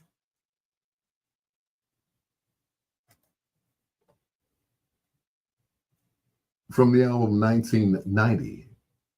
The Temptations and Hey Girl. Or is it from Masterpiece? One of those. Either way, it was two of the last albums ever made at Hitsville, Detroit. After that, they would move 1972, 1973, right after they did What's Going On by Marvin Gaye. They would move to LA and start all over again, Motown West or Mo West, which was one of their labels. The Temptations and Hey Girl, I Like Your Style. Their producer, Mr. Norman Whitfield, almost said Norman Connors. Norman Whitfield ended up starting his own record company called Whitfield Records. How ironic, while they were all moving out to LA. He said, I'm going to do my own label. He said, if Berry Gordy can do it, I know I can. Your peanut butter brother, Dr. Al Greer. Vic Jackson, he said, oh man, I met you when I was 20 years old, 1982. Stop telling our age. Shirley Brown and Woman to Woman on Bedtime Stories. Just about 9 minutes away from foreplay.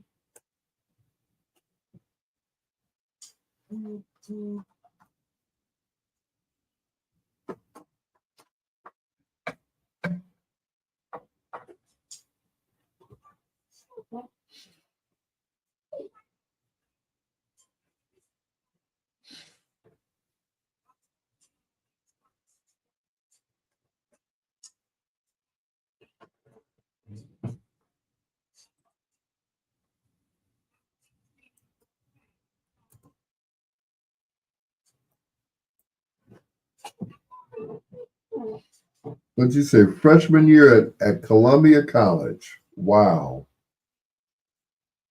Mm-mm.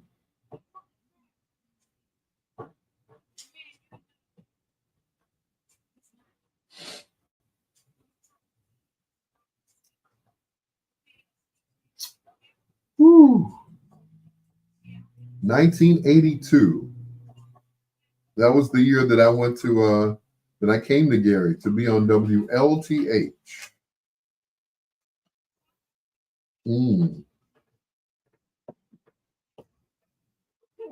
Wow.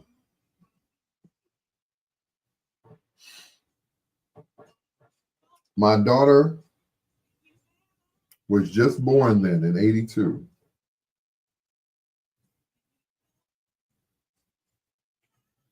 Yep, that was the year that I started working out there.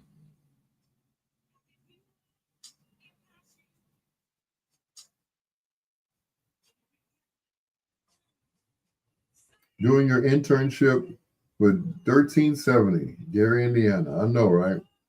Wow. Whew. We've come a long way. A long way.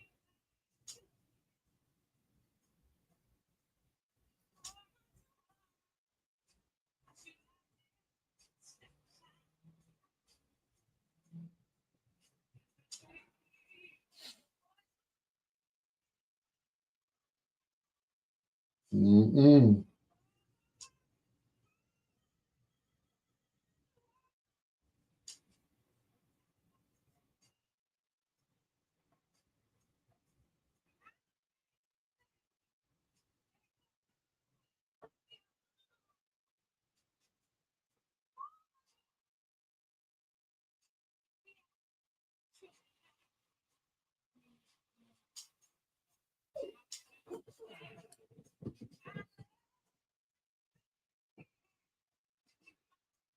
Oh my.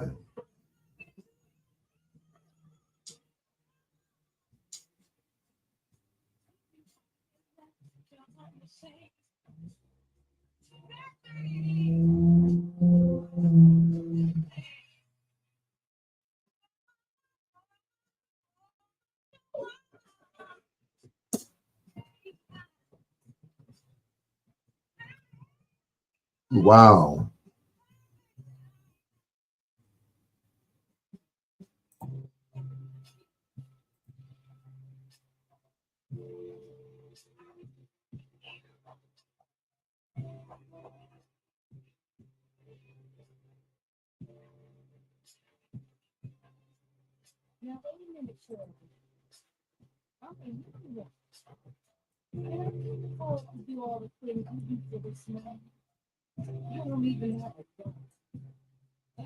She said, I don't even have a job.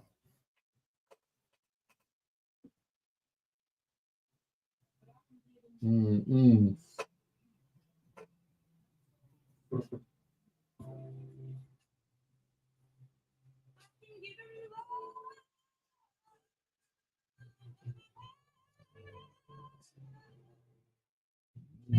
I know they always, always want to poop on Gary like it's a bad city. It's no different than Chicago, from Harvey, from Dixmoor, from Flossmoor, from Country Club Hills. It's no different. every spot has a ghetto area. So, you know, mm-mm.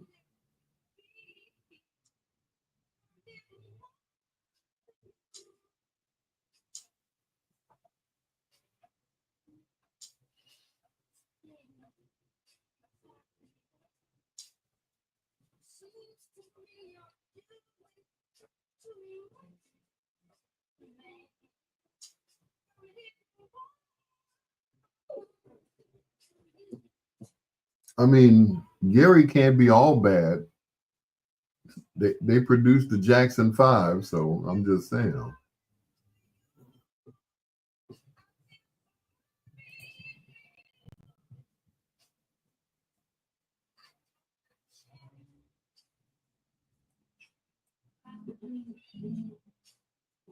Mhm.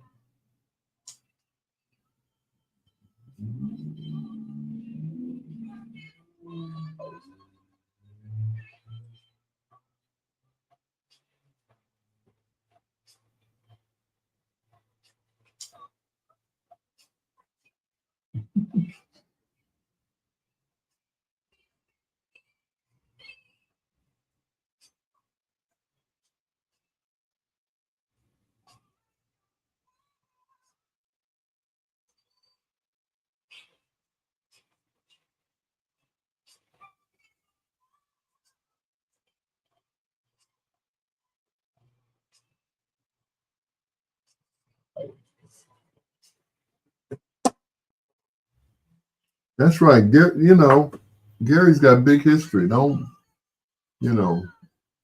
At the time, I didn't know when I was working out there, which is why I got fired. Yeah, I was just trying to be a wise Sennheimer.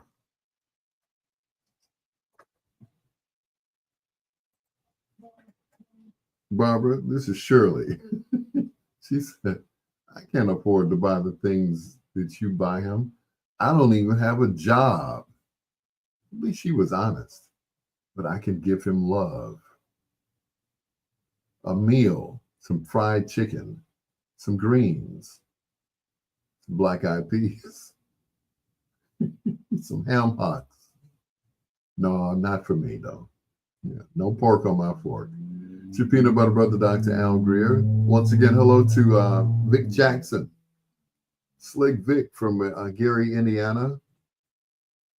He said, he said, I was 20 years old when I met you. I'm like, wow. And that was back in 1982. So, Vic, I'm a little bit older than you are. So, of course, we went and told our ages, but that's okay. That's all right. You know, I don't look like what I've been through. Trust me. Trust and believe. Coming up, the birthday girl on Bedtime Stories.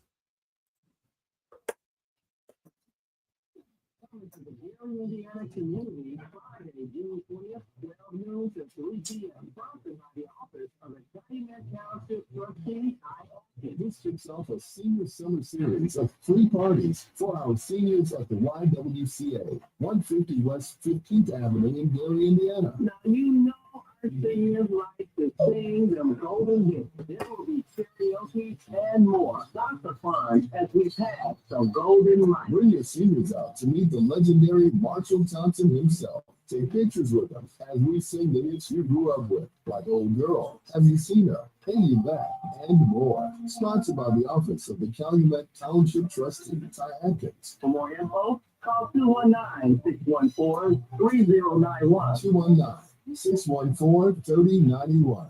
A Dino and Big CEO partnership. I just did that commercial tonight. She called in, I did my part. I put the music behind it, and 10 minutes later, I had a commercial. Senior Summer Series out in Gary, Indiana. I will be there. Donald Biggs will be there, of course, and Marshall Thompson, Dr. Marshall Thompson from the Shawlights. It's going to be a ball to be had by all. It is your peanut butter brother, Dr. Al Greer, and this is Bedtime Stories on WOSD Radio, DB Chicago. WCHI Biggs Radio Chicago, as well as WRLNradio.com. That's a Ray Neal media station. Tell Ray you guys were listening to me. All right. Let him know on Saturday when he goes on, Saturday night. And we listen to your uncle. He's pretty good. He might have a career in this. Anyway, she was born on this day, 81 years ago. She recorded through the 60s, 70s, and 80s with her family group, the Pips, which included her brother, Merrill Bubba Knight, two cousins, William Guest and Edward Patton, and has won 7 Grammy Awards, 4 as a solo artist and 3 with the Pips. And of course, she is known as the Empress of Soul. And I got to tell you guys this. When she came to Motown, and I'm about to say Gladys Knight, and when Diana Ross heard her voice, she said, "Who is this Aretha Franklin sounding?" And she didn't say woman either. She found out. That's why she ain't on the tour.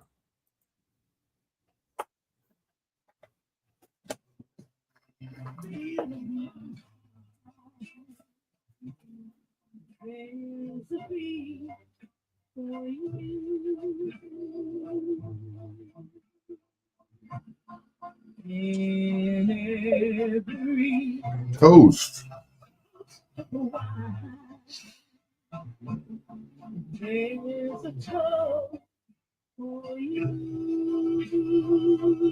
Can you get that speedy service? Absolutely. Well, yeah. Well, duh. Of course you can.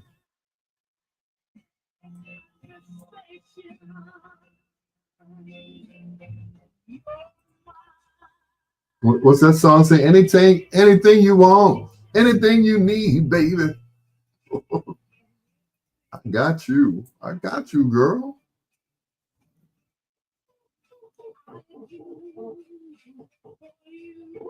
Doom, doom, doom, doom, doom, doom, doom, doom, doom, doom. Boom, boom. Boom, boom.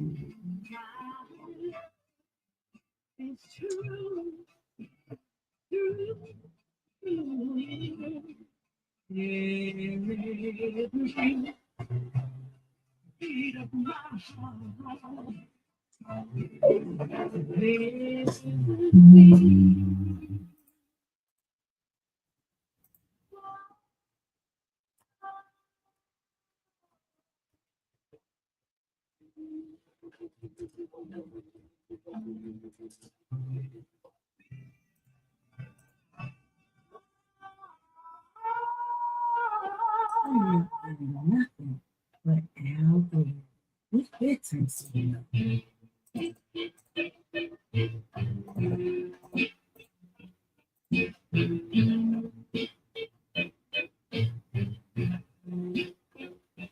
Giving up. Voila.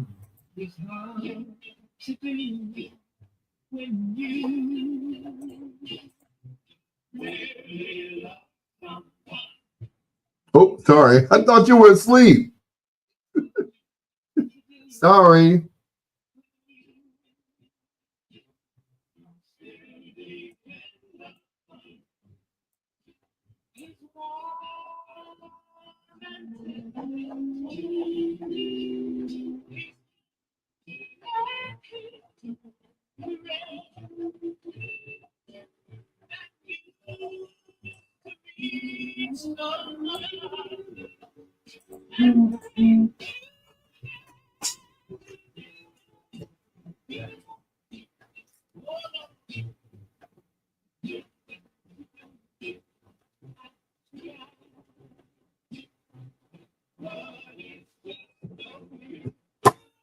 Yep. Gladys Knight and Foreplay. You know it. You called it. You called it last night.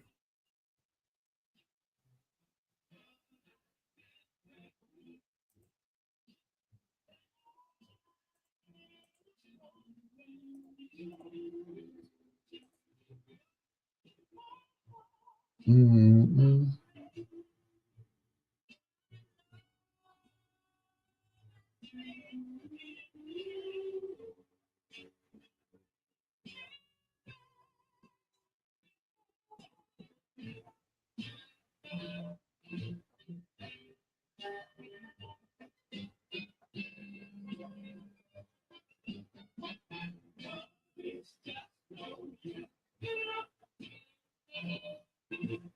Now, the people on the Ray Neal side didn't think I was going to play this. Surprise.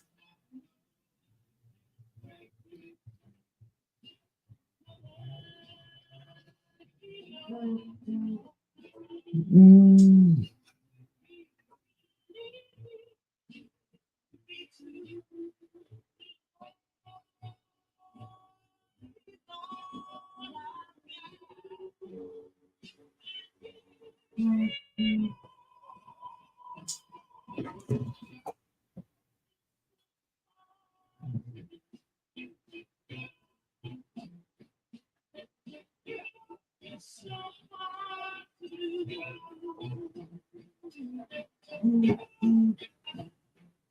It's foreplay inside bedtime stories with Al Greer.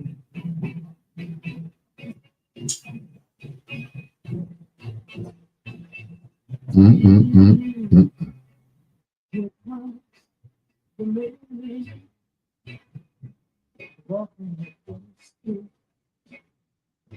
Looks like he has a letter to take for me. Well,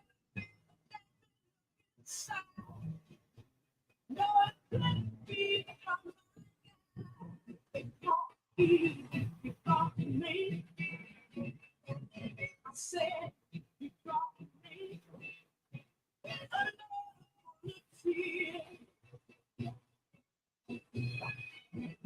I thought we had some.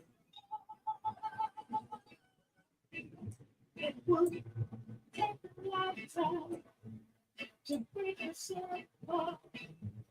Mm-mm-mm-mm.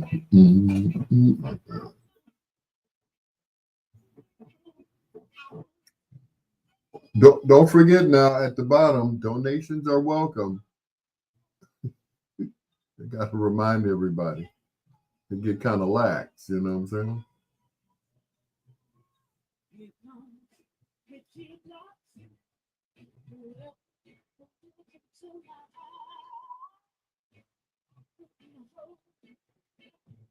No, that's right. Mm-mm. Yeah,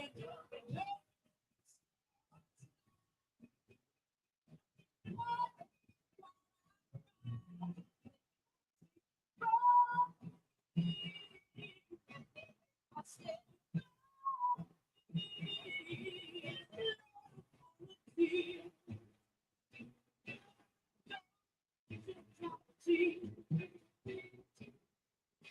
you see me falling.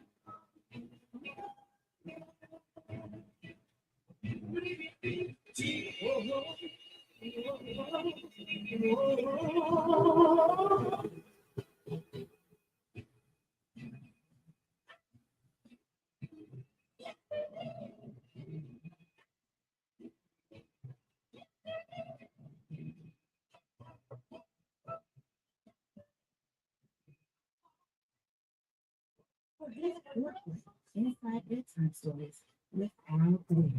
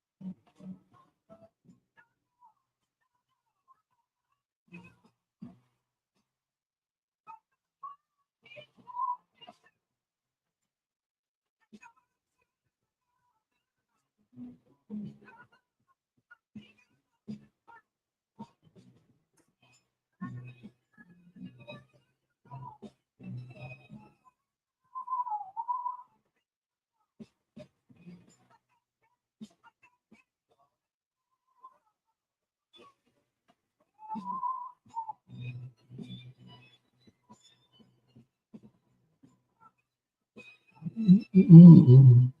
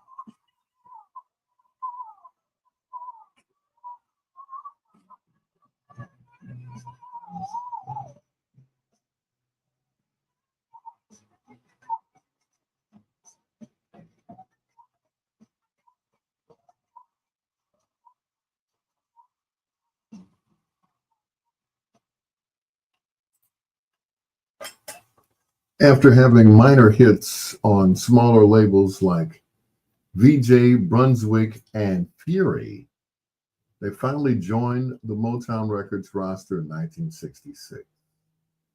The only hits that they had up until then was "Every Beat of My Heart," "Giving Up," and "Letter Full of Tears." They were um, they signed on to Motown, and they were known as a second string act. Yeah, they were the opening act for bigger acts. Gladys stated that Diana Ross kicked her off of a tour because the audience's reception to Knight's soulful performance overshadowed her. Berry Gordy later told Knight that she was giving his act a hard time.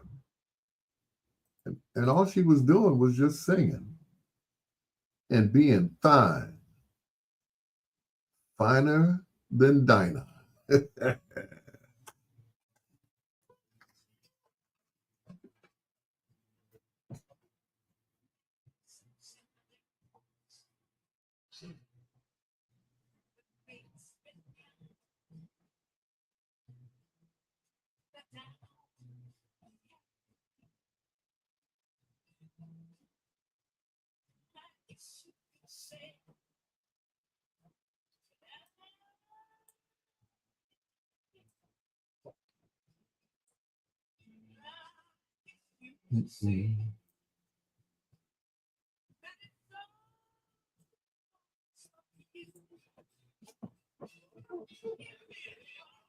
Should ever write my life story.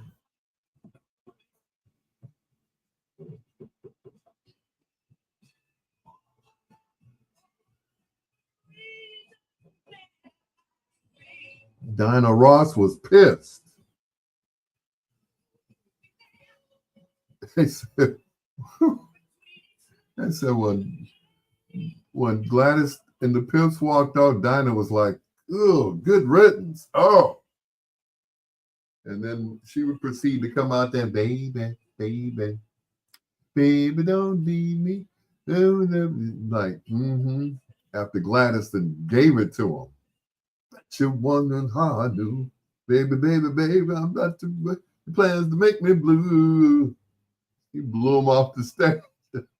Dinah Ross had to follow her. Baby, baby, baby, don't leave me. Ooh, yep. I was like, dang, poor Gladys.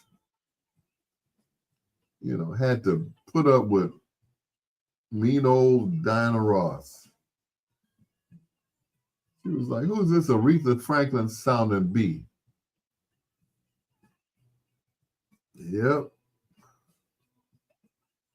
Gladys was killing it, boy. And Gladys was younger. She was a lot younger than Diana Ross. Yep.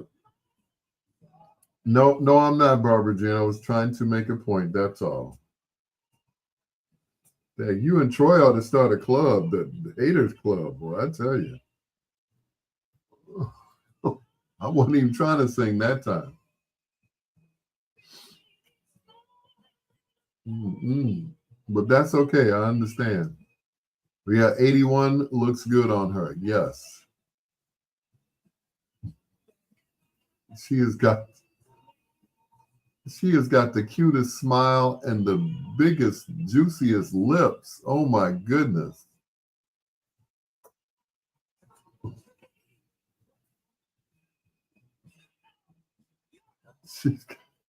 I swear. Mm-mm. Gladys got some juicy lips. I don't care what nobody says. Put on your PJs. It's time for bedtime stories with Al Greer.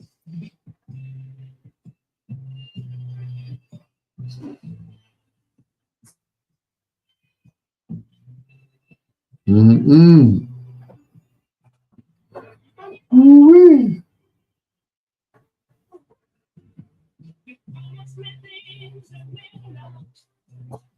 Said so much you just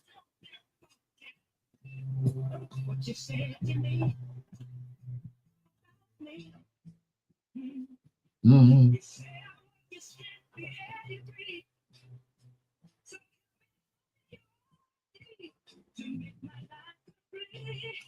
I know. It's like when she smiles, it's like you can see all of her teeth. Like I'm like, dang, Gladys, you just. And if you look at her older pictures, it doesn't. It don't look like she was just posing. She was just taking pictures, like They're like, okay, just look into the camera. And she was sexy back then, and it was like we didn't know what sex appeal was, but Gladys had it. She was just like, she just, you know. Let's see, she's been married how many times? 1, 2, 3, 4. No, 1, 2, 3. James Newman, Barry Hankerson. Oh, I'm sorry, it is 4. Les Brown. They got married in 95 and divorced in 97.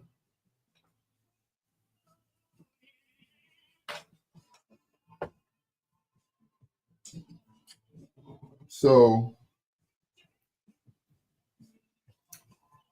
Les Brown tried to pull an AR leak on her. He said, we married now. You can come off the road. I'm going to take care of you. Doing my speaking engagements. She was like, are you for real? Which is why their marriage didn't last long. Like, I'm glad it's night. What are you talking about? You just Les Brown. You just a talking man. Said, I'm known all over the world. I don't know about you, buddy. I ain't coming off the road. I got some more money to be made, okay? Because they show making this money on this tour.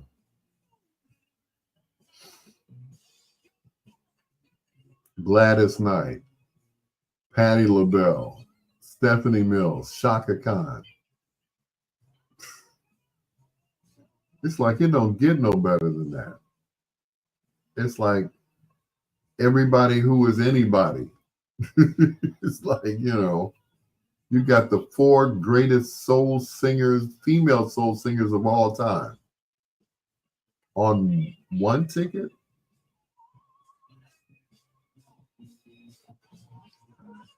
You'd spend 500 just to see one of them.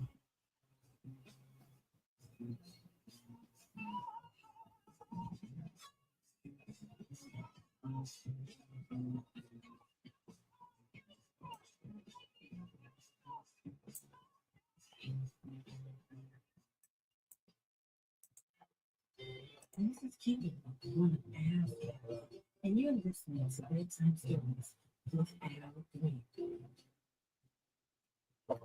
One night, one show, all legends. I mean, if one of them does a concert, that's an hour. That's an hour right there. Now, I don't know how long the concert is, but it's like if Shaka does all of her stuff, that's it. That's an hour.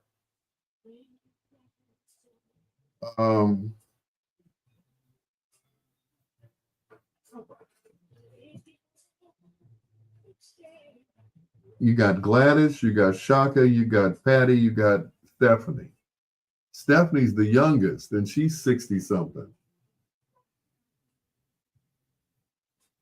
So it's like it was three and a half hours. Whoa. So somebody didn't do some of their songs. Because like I'm saying, between Stephanie and Shaka, they did all of their songs. That's it.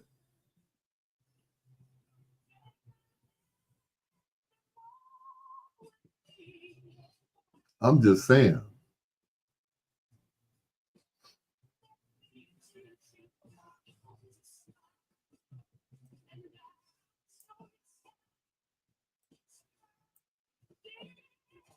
Stephanie's 68. Okay. So she's the youngest. At 68. Shaka's how old? 70. Right? Shaka's 70 something. Right. Alone, then Rufus and Shaka Khan songs. Yeah. That's an hour and a half.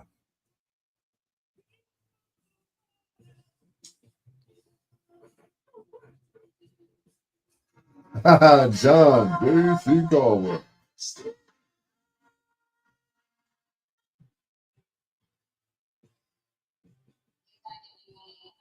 You see my face? This face me like tired as fuck. Mm-mm.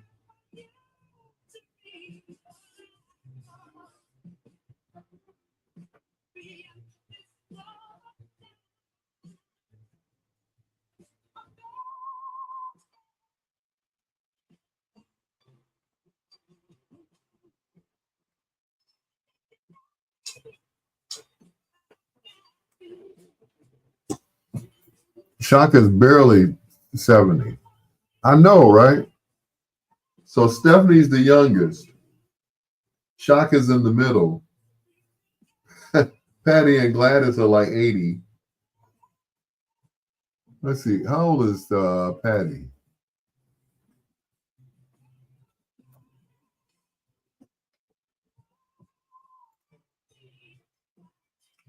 Patty's 81. Gladys is 81.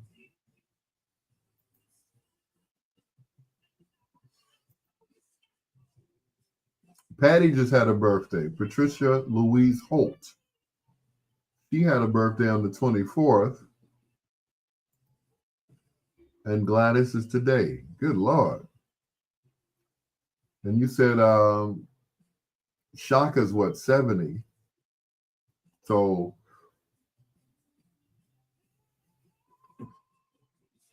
that's a lot of power on one stage at one time. That's incredible.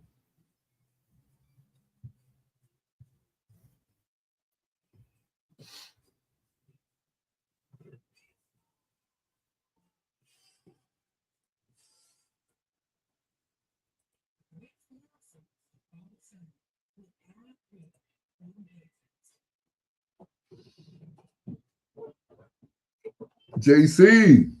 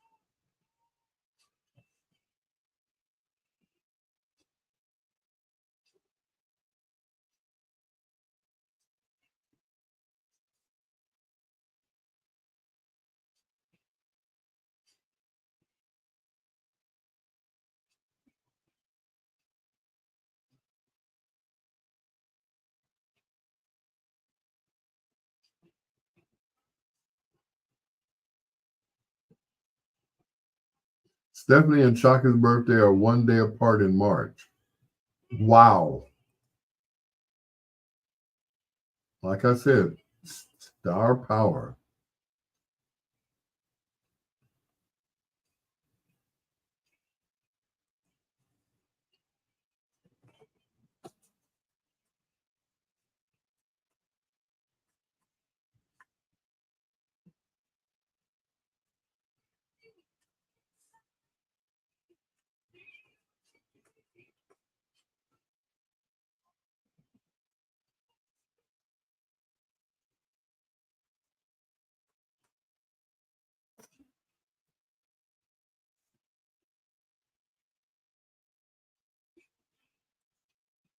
Mm-mm-mm.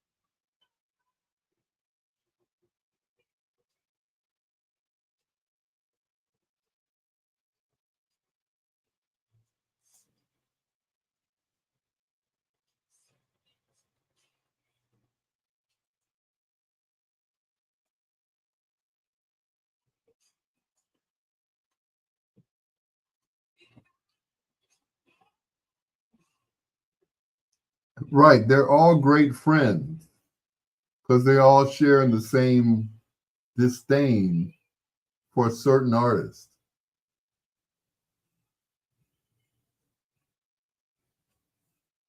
I'm not gonna say who that artist is, but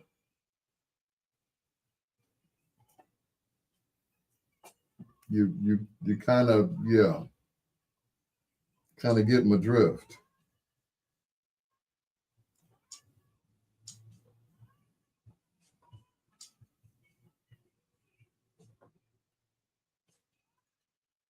Because there was no way that that person was gonna get on that particular ticket.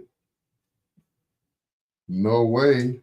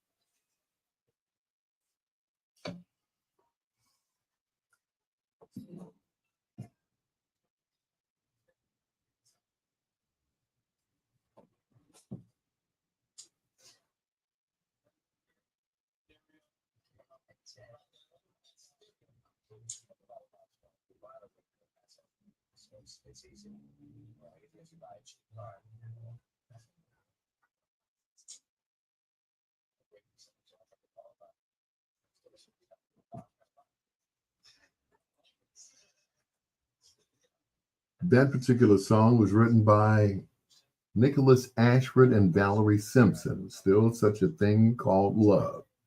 You can actually hear Nick and Val singing in the background, backing up Gladys Knight and the Pips. Their name came from one of their cousins and first manager, James Woods, whom they call Pip. Yeah. They left Motown because they felt like they weren't getting a great deal. They would get the leftover songs that other artists didn't want and doing a great job at it. So finally, they left for Buddha Records in 1973. And from there, the hits kept coming. Midnight Train to Georgia, Got to Use My Imagination, The Best Thing That Ever Happened to Me. And this from a soundtrack album by the name of Claudine. The songs on the album were written by Chicago's own Curtis Mayfield. Here's one of the most beautiful songs ever from Gladys.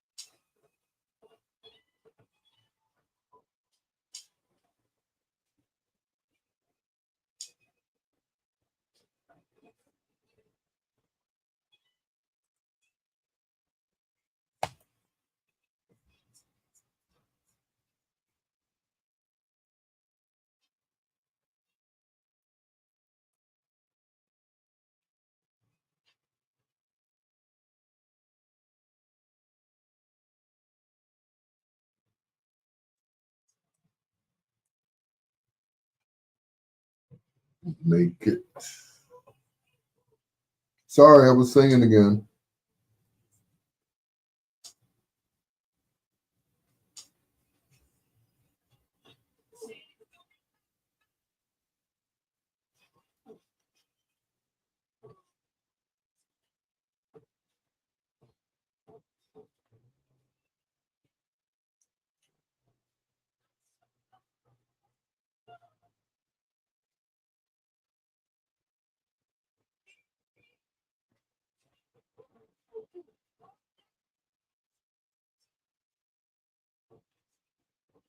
Leaving.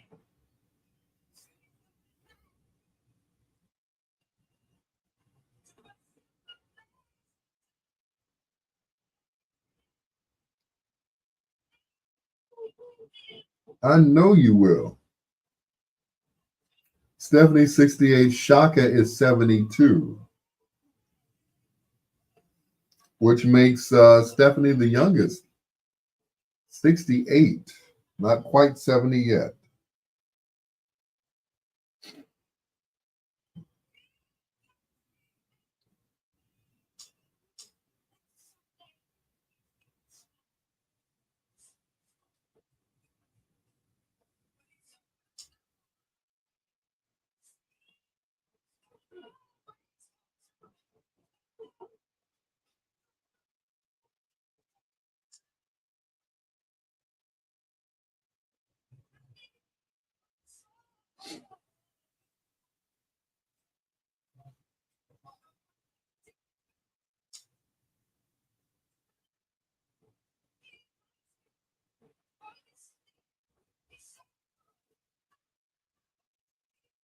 Leaving.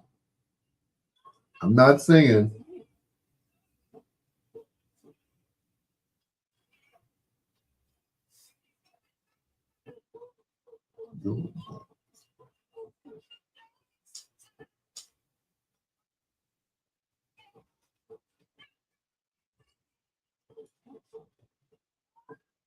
I know you will.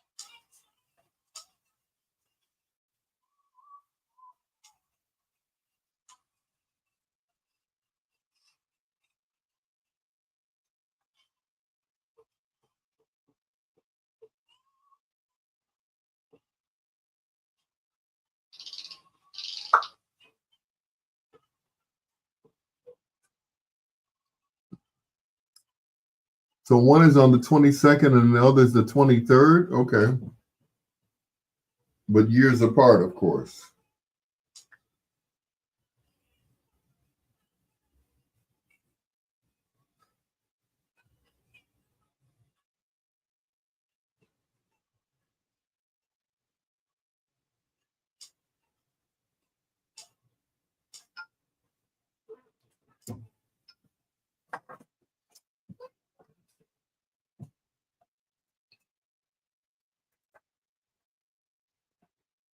Come on, Gladys. Whew. Midnight Train to Georgia was originally called something Midnight Train to Houston, Midnight Plane to Houston. Yeah. I'm so glad they changed that. Yeah. But of course, Gladys being from Atlanta, Georgia, it kind of made sense, right? Midnight Plane to Houston. That was the original one. And then Gladys got a hold of it and put the soul in it, and that was it. It became their first big hit. It went number one, and it became her signature song. Berry Gordy was pissed because he let them go. So, well, they weren't getting any hits anyway, so it's like, fine, we'll see what happens. They moved to Buddha Records, and the rest is history. They went on to record with former label mates, Ashford and Simpson, who would go on to write songs for them. This was one of them. No, I think Sam Dees wrote this one. You're number one in my book on Bedtime Stories.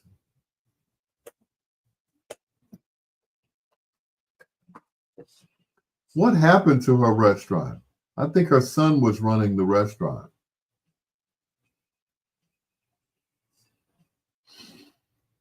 And then that was it.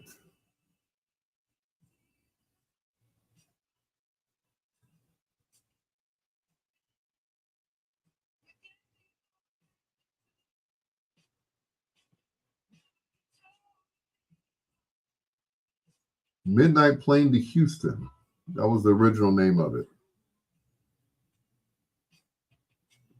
Now, guess who almost recorded that song? Sissy Houston. They wanted to record it on Sissy Houston. Sissy turned it down. She said, "Nah."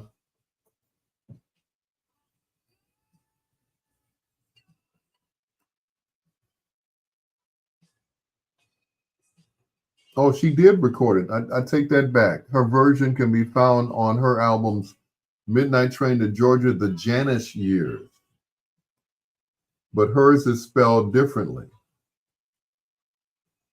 Midnight Train to Georgia. Yep.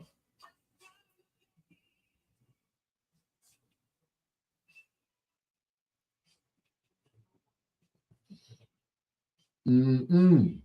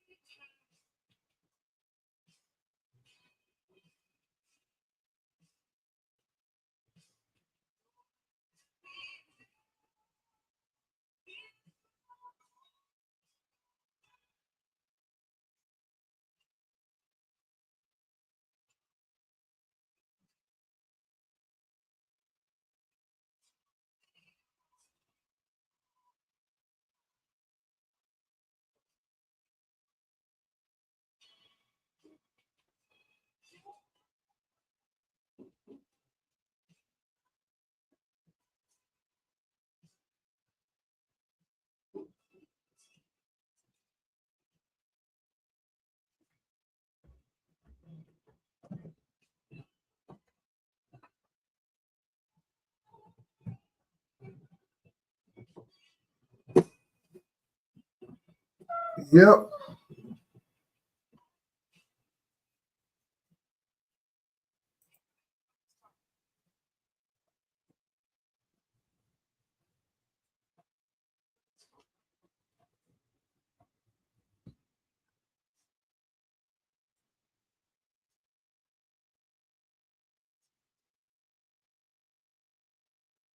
Mm.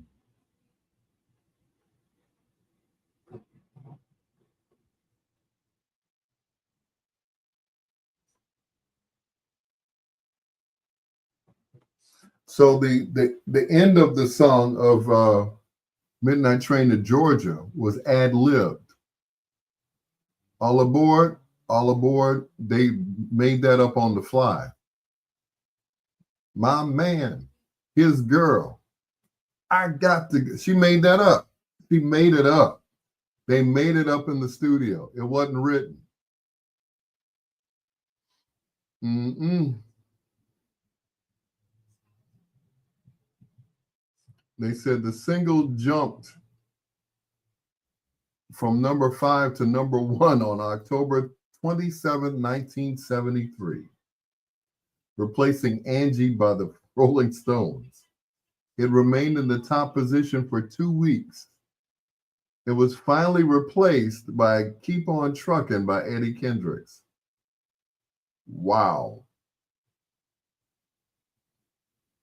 And of course, she was awarded a gold single, selling 1 million copies.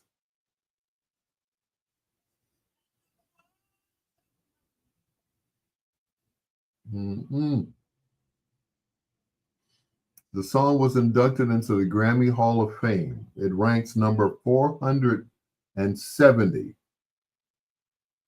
on the Rolling Stones updated list of the 500 greatest songs of all time. Mm-mm.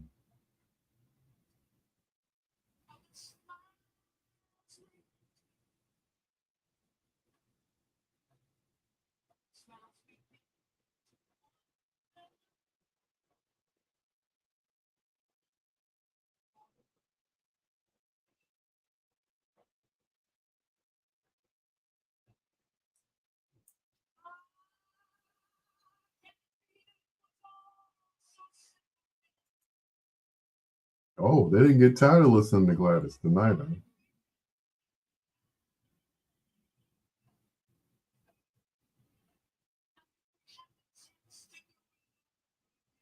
Tell me.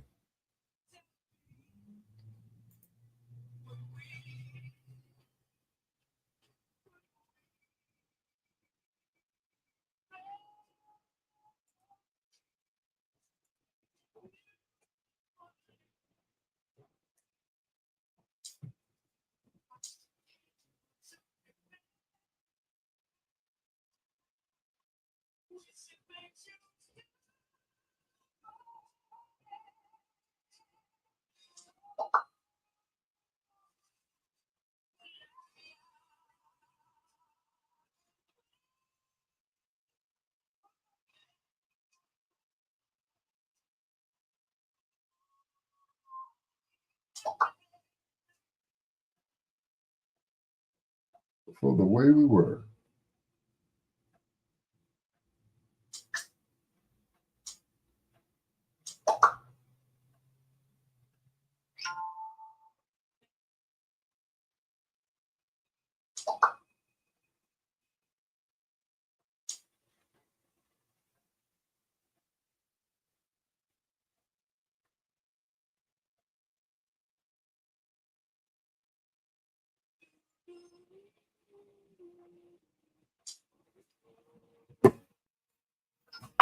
Rashid Fodigs.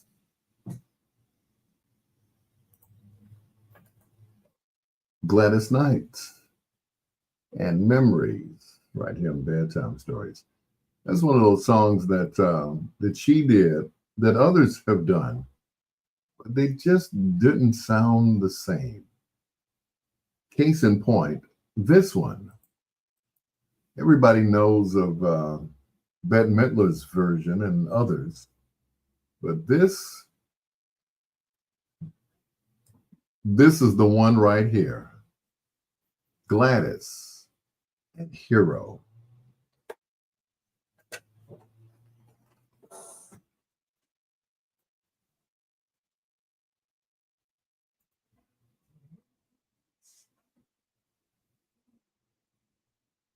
Rashid Fodigs, thank you for being on my live.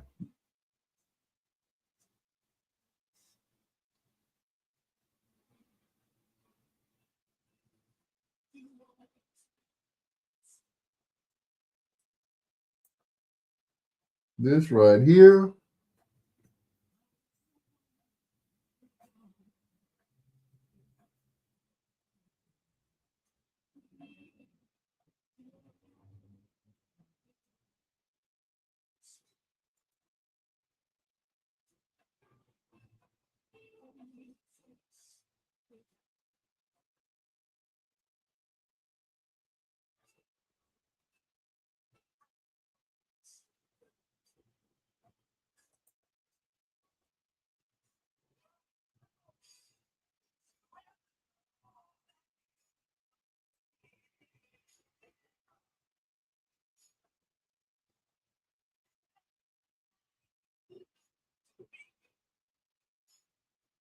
Mm-hmm.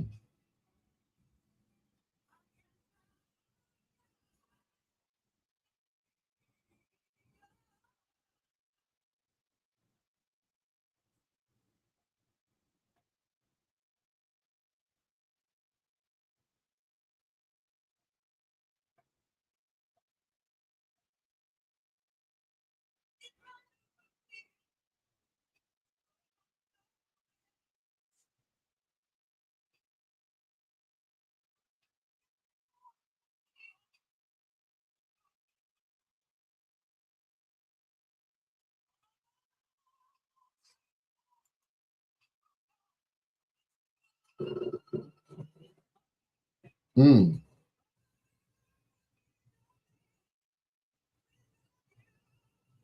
Rashid Fodigs, thank you for being on my live. I appreciate it. I don't know who you are, but thank you. It doesn't matter. It doesn't matter, but thank you.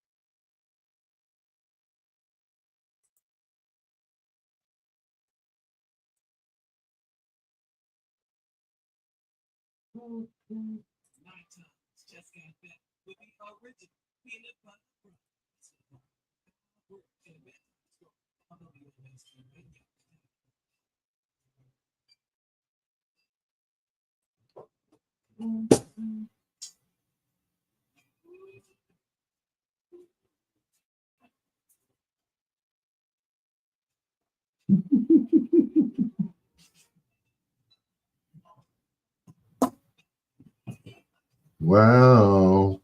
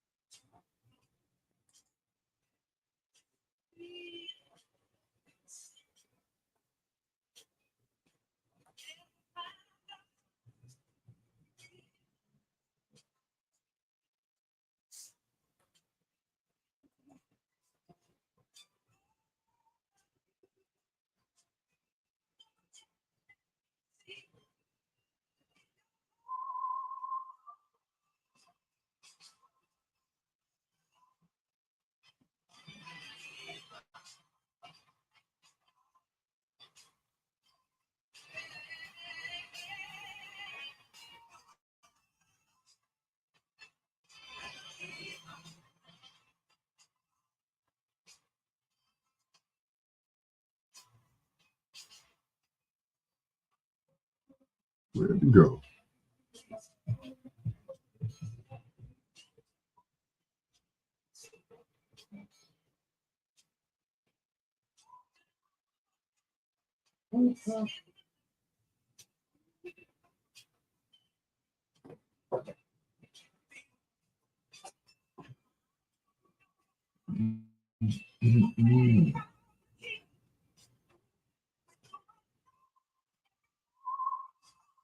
Woo!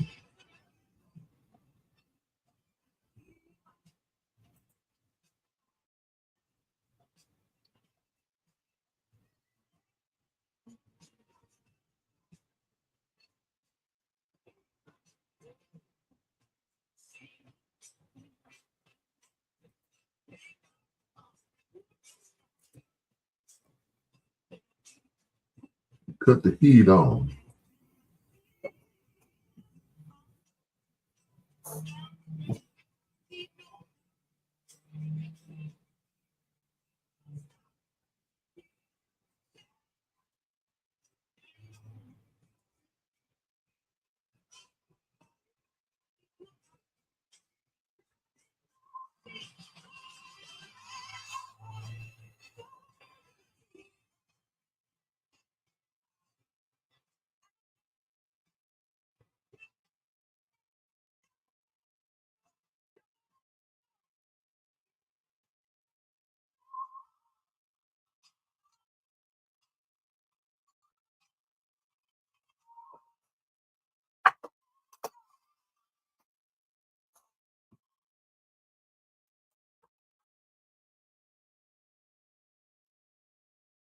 Produced by Ashford and Simpson, Landlord from Gladys Knight and the Pips.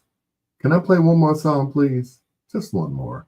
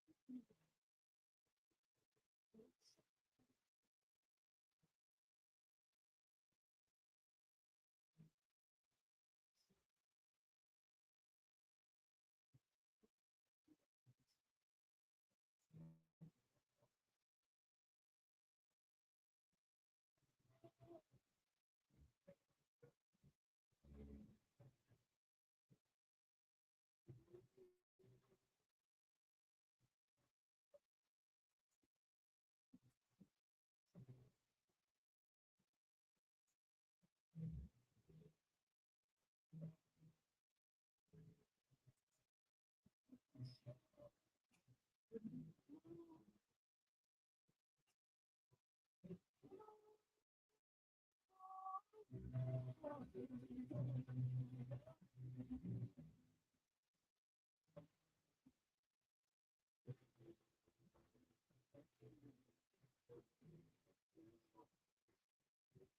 boom, boom, boom, boom.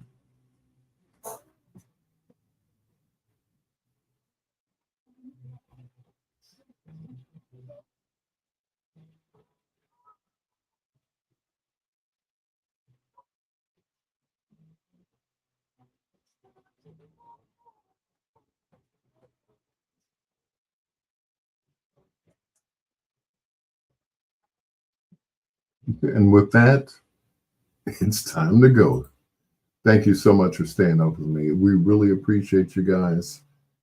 Thank you. Keep those donations coming in. I really appreciate you guys so much. Till next time, blue skies, green lights, and peace. Good night, Miss Delicious. And you too, Monique.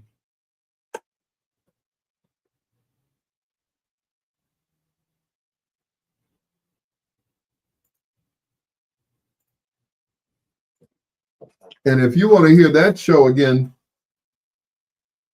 then make sure you tune in tomorrow night.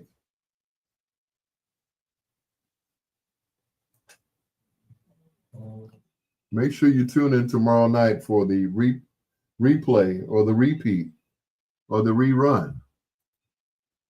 Because I'm loading it in right now as we speak. I want to hear that show myself.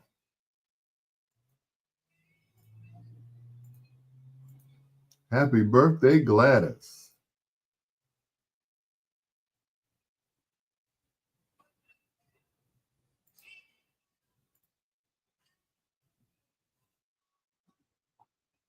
Good night, y'all. Ken Watlington, thank you. Thank you, brother. My brother from another mother.